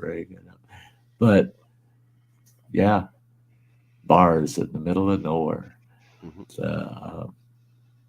Good times, though. Good times. Yeah, it was fun. There's nothing like having a bar out in the middle of nowhere. And they got a big stage, this big back area behind the bar, all fenced in. Big open pit barbecue. That son of a bitch was 20 feet long. Their barbecue, their big. Whoa, Sty. Yeah. Jesus. Did you hear that? Freaking grizzly bear over there. She's snoring. She's snoring. I was going to say she's sleeping and she's dreaming of. She's defending the whole place. Yeah. Snarl. Yeah. But yeah, that, and then they have that big stage in the back, and they'd have every music artist in the area showing up for their turn on that stage. And it was just open mic. I mean, yeah, if you want to get up there and play, you could get up there, play, sing, do whatever you want. And you always had an audience of about 500 people, 400 to 500 people. And like Running Water said, yeah, you know, you'd run 2,000 people through that place in a weekend. And it's in the middle of nowhere. I mean, how the hell do they even find out about it? Because Billy Joe said he doesn't advertise. Just everybody knows that time of year, every year, they're going to have a rendezvous. Right. Well, and that was one of those, you know, destination events. It wasn't a pass-through, you know. Right. You know, that people were coming there on purpose. They, you know, had the plan to go there. Because even, you know, going up to like Glacier National Park, well, you'd be going over through, you know, Flathead Lake area, you know, Kalispell and that. Yeah. You know, or if you're coming from Idaho, you'd be coming up, you know, north, up through Libby, and then, you know, over to Whitefish. That you'd never go there unless you go there on purpose. You know. And that's it. It was a crossroad between the southern route and the northern route through northwestern Montana. And it was halfway in between there. And there's nothing from the south end to the north end except the halfway house and a few cottages and homes here and there for all those miles, and just the halfway house in the center. So if you didn't know where it was and what was going on, Ross Creek Feeders was along that run, wasn't it? Yeah, but and Kootenai Falls. No, Kootenai Falls is off of Highway 2. Oh, yeah, shoot, that's right. Yeah, you had to go up. Yeah. You go up and then you turn east and head for Libby, and Right. Kootenays there off on the left. But Ross Creek Cedars, that's another kind of unknown gem that all the years we lived out there, and many times I've been to Ross Creek. We used to hike that up there because we were looking for Bigfoot. But never once did I go to Ross Creek Cedars where it was busy.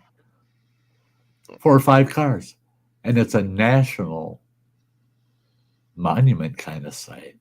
I mean, it's got ancient cedars that are just enormous. It's just it freaks you out. You get in there. It's like smaller redwoods, and it's way up in a canyon. It's beautiful, right? But it's nice paved road all the way up there, paved parking, everything. Nobody's showing up. There's a resort on the lake. There's a lake called Bull Lake. There's a resort there. You would think the area would attract more, but it doesn't. It just doesn't. But Well, and that's part of the appeal. That's the appeal, and the halfway house did very well. They did very well for themselves. And how did we know about it? We moved a trailer there. I was just taking a quick look. No, I don't have it. I was going to upload it to the StreamYard, but I was going to show you a picture of that trailer. But we had a trailer house that I had gotten it. We hauled it up there and rented a little trailer house slot in their little trailer park. And that park had a total of 3 trailers in it. 3 trailers. It had 6 slots. There was a trailer in every other lot. And only 2 of those trailers were occupied. But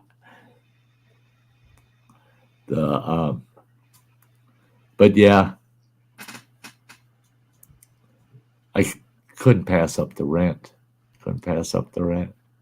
So to park my trailer house in there, yeah, it was cheap. Darn right. It was a good place. Good times. Well, I think I'm going to wrap this up in 15 minutes. We'll do it at the half-hour mark there. We're 3 hours and 12 minutes into this 2-hour stream, so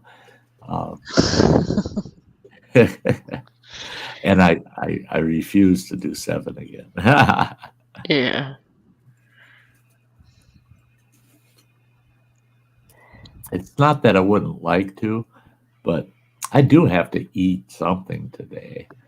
Yeah.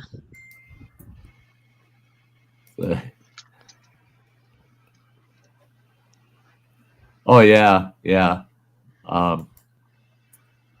Hey, Kathy. Running water showing off. He just sent me. I've got that picture too. I don't have it. Take a quick look. See. No, I don't have it in this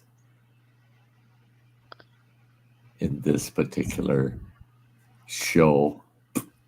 So I can share that. They can see Sty's rather hillbilly-ish family in our Montana days when Running Water was sick and we had to bring him to Minnesota to save his life. That's a long story. We didn't know how the hell we were going to get back to Montana. The truck I brought him to Minnesota in broke down, and I sold it to my father-in-law. We were pretty much so out of transportation.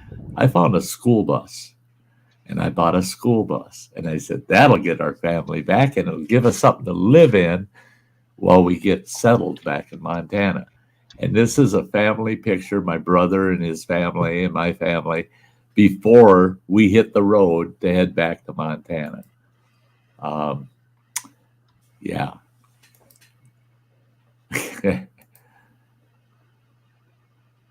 I should probably make that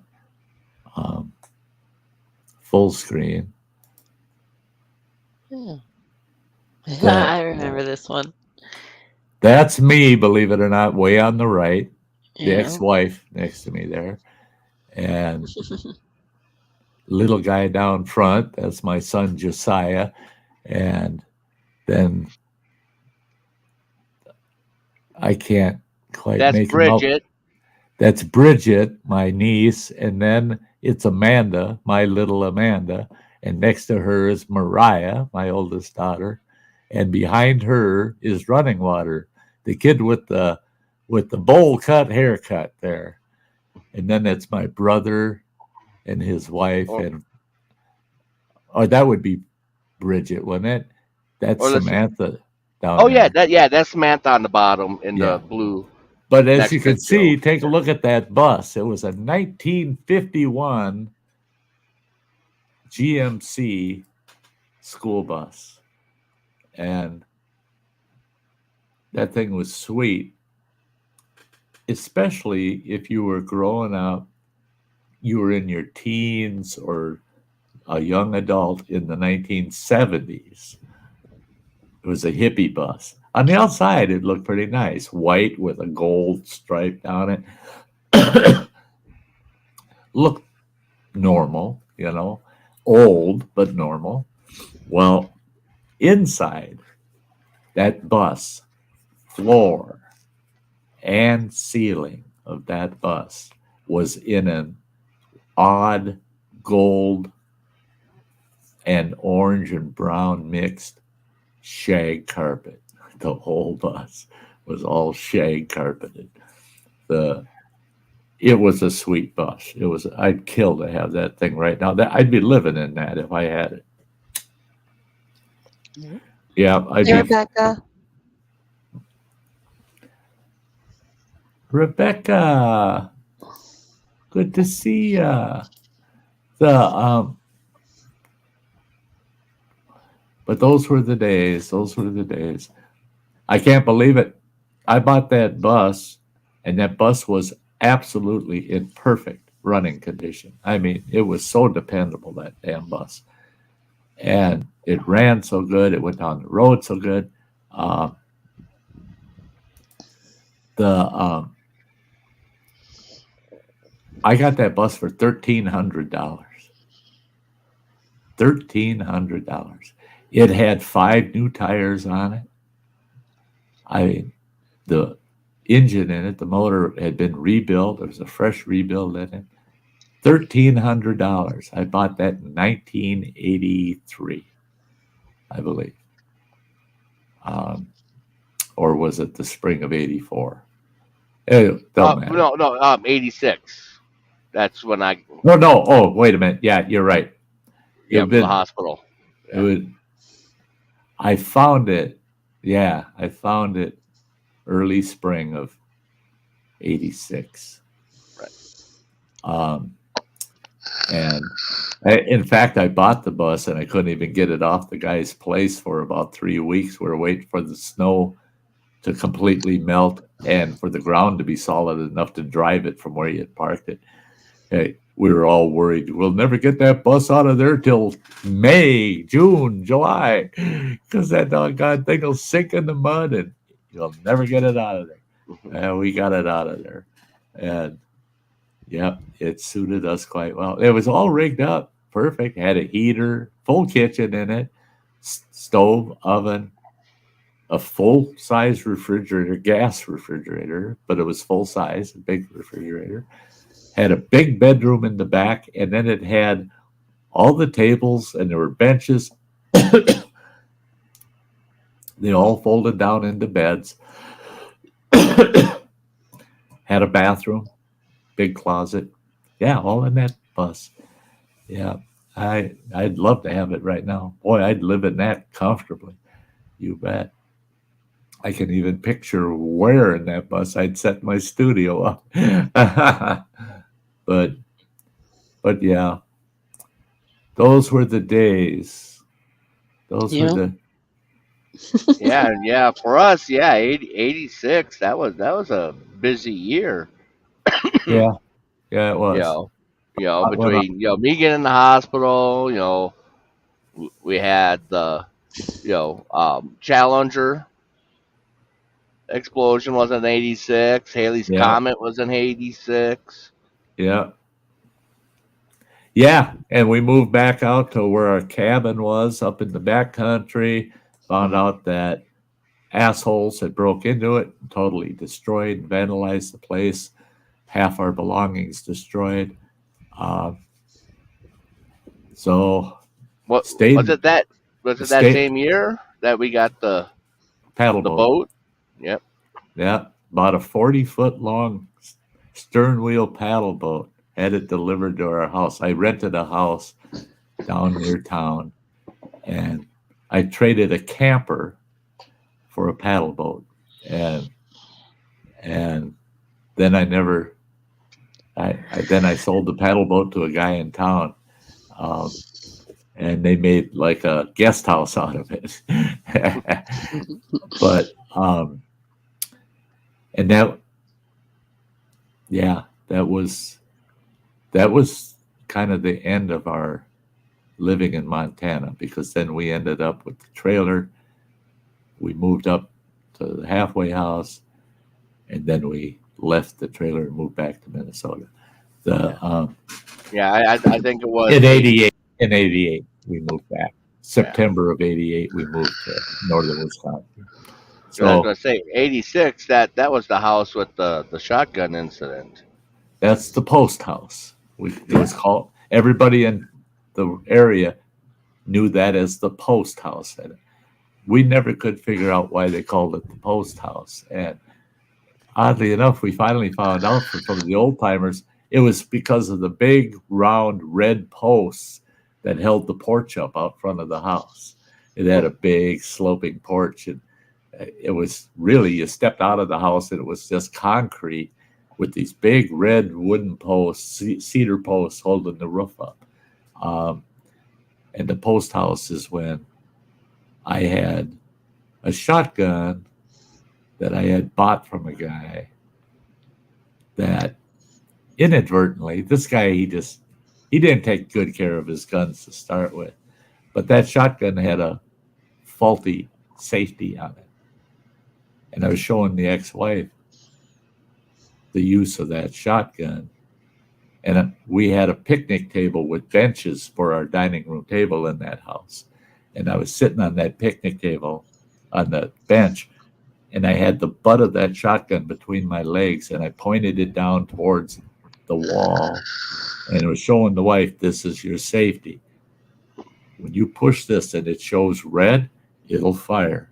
And I pushed it back. She watched me go through the steps. I said, see, now it's black. That's unsafe. Like a poor dumb moron. I had just showed her how to load it. Pointed that barrel at the wall, pulled the trigger to show her that it won't fire. It fired. It fired. I was singing a different tune for a while. You try firing a 12 gauge pump shotgun from the crotch. It's not fun. It is not fun. And I've never seen him move so fast before or since. To the bedroom, stash the gun, come back. 1, 2, 3, 4, 5. Okay. Everybody's okay. Everything's cool. Now, if the cops show up, we heard that too. We don't know where it came from, but we heard that too. Because we didn't have anybody living right next to us. We had people that were kind of close by that would have heard it, but they wouldn't have been able to identify for sure that it came from our house. So I figured we can talk our way out of this, no problem. You just say, we heard that too. Okay. After I calmed down and could walk again, it's amazing. I was able to jump up and go stash the gun and get back in there and sit down after doing a head count, making sure everybody's okay. After I could get around again, I walked I walked over and looked at the hole in the wall that blew it. The hole in the wall was about the size of a silver dollar. that it blew through the wall. So I went around to see did anything go beyond that. And yeah, right. That'd be Kathy, dangerous. Yeah. Fuck that. Stop it, Kathy. Stop it. But what it was we had a stairwell that went upstairs. And I had it pointed at a storage area under that stairwell that it was paneled with knotty pine, and it blew that big hole through that knotty pine. So I opened the door and looked in that storage area, and there's wood splinters everywhere in there. And there's all these holes going through the inside wall into the next room. I thought, oh my God. So I go, well, the next room is the bathroom. I am so glad nobody was sitting on the crapper.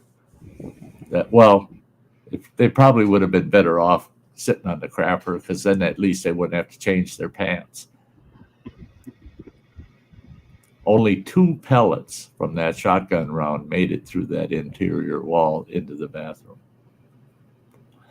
Didn't damage anything in the bathroom, but the 2 holes were in the wall, and I had about 5 dimples in the paint. You could see where the pellets hit and were pushing the paint. Just about went through the bathroom wall. Yeah, it was. Yeah, that house, that's one where we're watching. Kathy. Yeah, well, you just be you, Kathy. Hi, Adam.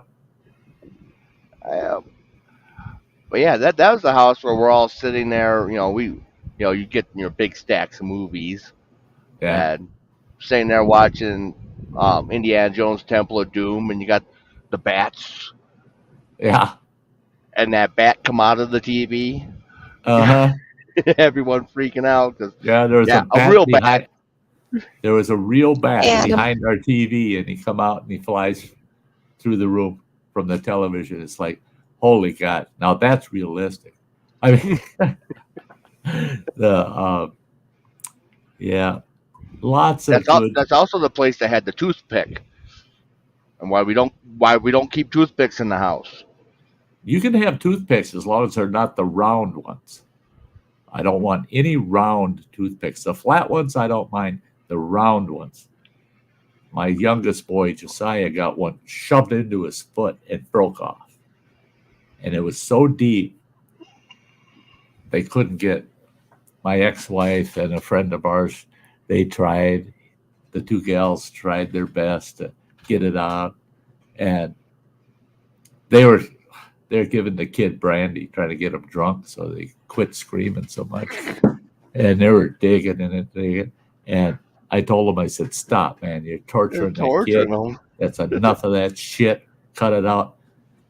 And I went and talked to old Hank from Heron, him and his wife. She was an old natural medicinal charm. I mean, that woman knew every plant that would fix anything. And I asked them, I said, what do we do with this boy? I mean, he's got that chunk of wood in his foot. I ain't got the bucks to take him to the hospital or not. What do we do? She said, here's what you do. She gave me a little container of raisins.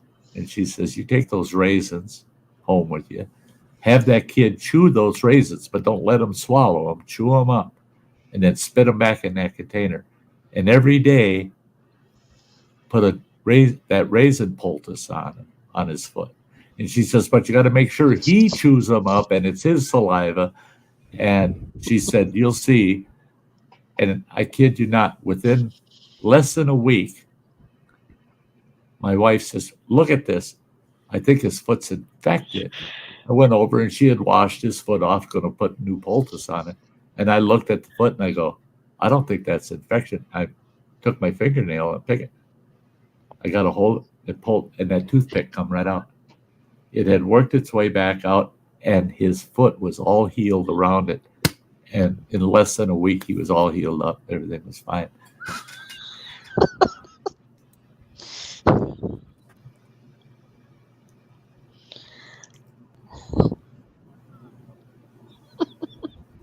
Yeah. Watch where you scratch yourself. Yeah. Yeah, don't glue the wrong part. Yeah.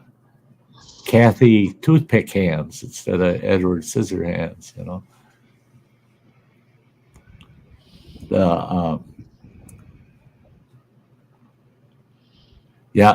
Ever since that happened, I am so against that, round toothpicks, and I am if you got somebody that does sewing, darning in the house, make it a rule in your house. If you've got carpeting, they are not allowed to sew or darn in the room with carpeting. They have to be in a room that's got a tile or linoleum floor or wooden floor, flat, hard surface. Otherwise, no needles over carpet. No. I had a needle run through the heel of my foot where it hit the bone, and then it broke the needle into 3 pieces. And my father got the first part out with the eye on it. He got that part out. And my whole family, my 2 sisters, my brother, and my mother were trying to hold me down on the dining room table while my dad whipped out a pocket knife, sterilized it, and started cutting in my foot to try to get that needle out, those 2 pieces of needle out. And after a half an hour of him hacking away at my foot and trying, and with a pair of tweezers, shoving them into that hole and pulling out chunks of meat and saying, "No, that ain't the needle." I never screamed so much in my life on my kid. I can remember it like it happened yesterday. I hate talking about it because it gives me the willies. Yeah. I was trying to kill my own family. And that, I mean, my oldest sister said, "He's clawing me. He's clawing me." Yeah, I'm trying to kill you for helping him do this to me. My mother, I'm trying to bite her. She's holding on to my head, and I'm turning my head. I'm trying to bite her. I wanted to hurt everybody in that room. You can't do that to somebody.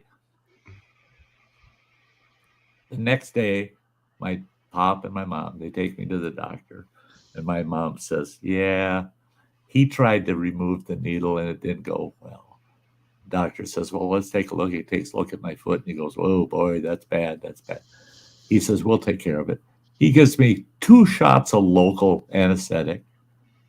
He goes in there with this real fine tip, look like a little needle nose plier thing. And I hear clink. And then a couple seconds later, clink.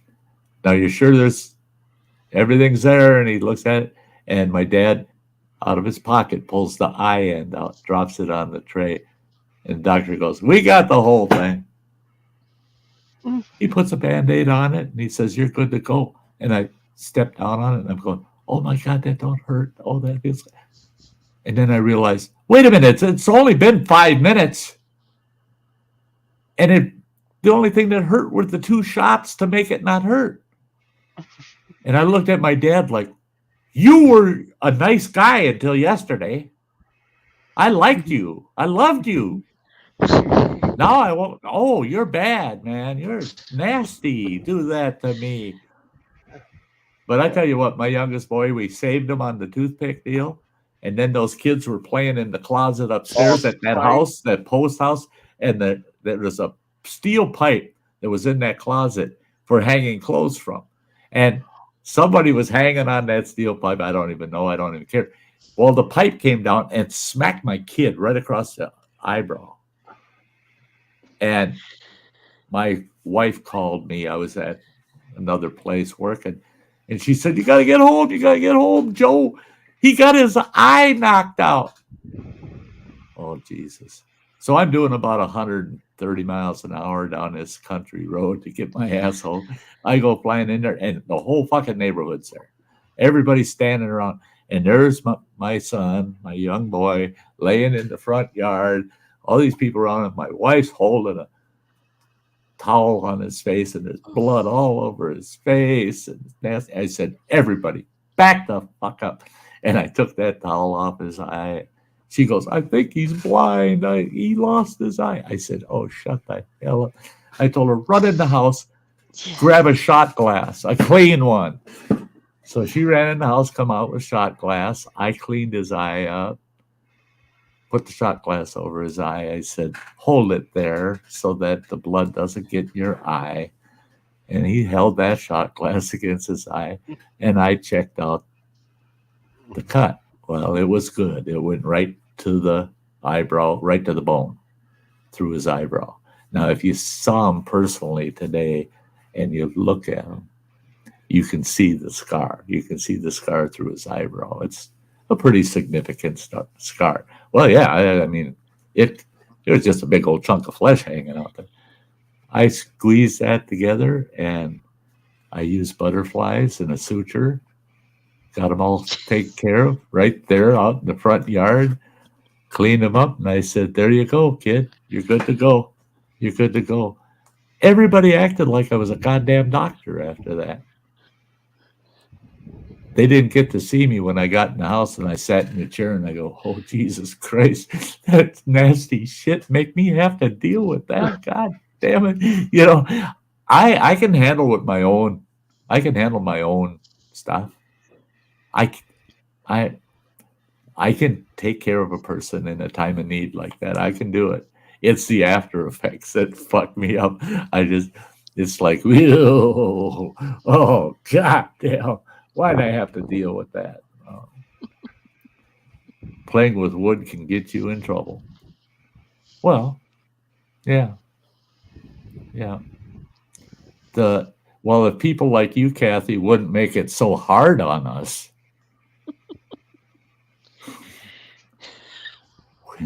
we wouldn't even notice the wood if you didn't make it so hard on us. Samantha, you're terrible. Down there just giggling away. Yeah, because it's kind of messing around in the chat. You know, sometimes I wonder, things we say on panel, I kind of wonder if we can't just get away with it. But boy, once it's immortalized in words over there in the chat. Mm-hmm. Everybody from here to millennium are going to know what Kathy thinks of wood. Yeah. Yep. Hey, welcome back, Bradley. Hey, Bradley, you were right. You had enough time. I cheated. I said we were going to be out of here by 3.5 hours. We weren't. Yes. Almost 8 minutes ago. Do I look like I really give a shit? I don't. The only thing I'd be doing if I shut this down is go find something to stuff my face with. And I'm not too worried about the calories today. I got to get some, but I ain't so worried about it. But you got your Fig Newton. Yeah, I got my. Yeah, if I have to, I can have another Fig Newton. I found if you buy these damn things, take them and put them in a gallon Ziploc bag after you open the pack. Otherwise, they dry out.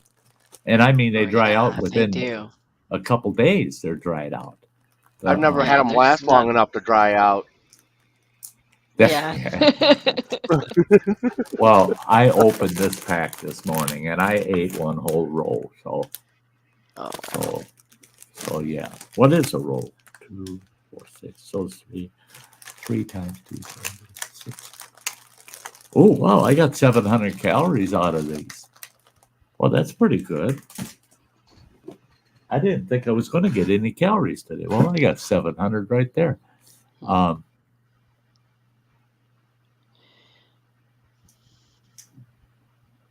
But Bradley, is that the only place you can get wood? Is in Alabama? I don't think there's any states that I had trouble getting wood. Well, from what I heard in Alabama, they prefer to stick with wood that they're familiar with. No. Watch it, boy. And Bradley says you can get wood in Alabama in all sizes. Yeah. Kathy. Hardwood can be good. It makes me wiggle and maybe giggle. Oops. I got to get going. I got to give my mom a call before she heads to bed. Oh. But yeah, thanks for having me, Sty. It's good to see you Oh, guys. It was thank you fun. for being here, sweetie. Yeah. I love my time with you. Yeah, I me love my too. time with Both you. you. Yeah. Much love, you guys. We'll see you next time. You betcha. Take care. Bye, sweetie. Bye. Yeah. Well, with that, folks, I think we're going to wrap it up. Bradley says, make us dinner, by the way, to Samantha. I wish she was making my dinner. Yeah. Yeah, she can make my dinner. I don't even care if it's a microwave dinner. I mean, yeah. Just, Yeah, I'm gonna be walking down this little place down the street here. It's like a oh, what would you call it? The wait staff and sing like old like 20s and 30s follies type musicals and stuff, but they got pretty good elk steak over here. So oh, really? yeah, well, it's That elk sounds country up good. here, up in northern Arizona. So Yeah. Hey, you have a very good evening yourself there, Kathy. Thanks for being here today. You helped make this fun. We had fun. The and no, Bradley, it's not because Sam laughed. No, come on. It's just that, I mean, for God Almighty, I mean, since we're only talking September and October, that, well, no, 3 months. I've been back for 3 months, so yeah, I'm getting, it's not the struggle through the first 2 hours and get the hell off of here kind of thing, because I gotta go lay down or I gotta go feed myself through a tube or some shit like that. It's not like that anymore. So I yeah, no, I don't cut out because Sam leaves. I cut out because, yeah, I got to get some things done for myself too. Yes, good night, Kathy. What's in the bag? What bag? oh, the Newtons. Oh, yeah, they're strawberry Newtons. Not fig, strawberry. I like the strawberry and the blueberry ones. Oh, heck, let's take a look at this. You see the reflection of the curtain, but maybe you can see the... Oh. Yeah, the lights out there. Yeah, the camera's not picking it up good, though.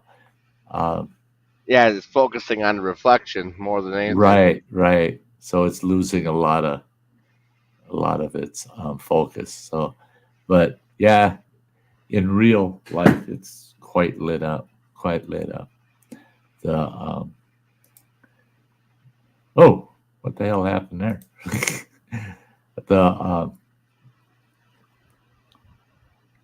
So, Bradley, thanks for stopping in, bud. Hey, everybody, I'll be back here next Sunday at 2:00 in the afternoon Central Time, and we'll do this again. I love it, man. It's a nice way to wrap up a week, a Sunday afternoon with friends, just hang out and chat about life. We talked about some rough topics. We talked about some on the edge topics, and we talked about funny topics and good topics, fun stuff. And that's the way I want it. A good, fair mix of life. That's what we need to have every Sunday afternoon. It's real life. That's all of us coming over here and sharing real life with each other. So for the next week, I want you all take in and enjoy and love your life. Make the best of what you got and put a smile on your face. put a smile on somebody else's face. That's better yet. So until the next time, guys. Oh, yeah. Kathy says, I'll try to be none next time. Not. None. That's like celibate, right? Right. Celibate Well, and give yeah, a bit away. yeah. You can sell a bit, but not all of it. Yeah. Yeah. Yeah. So I could do this all night, but all of you, I want to say good night. Love you all. You're the best folks in the world. And I'll see you next Sunday at the same time. Again, like I said, 2 p.m. Sunday afternoon. No better place to be than the Sty Shack. So you all have a very, very good week. Love you. Bye-bye. Oh, by the way, I'm dancing with the girl in the fur coat again. See ya.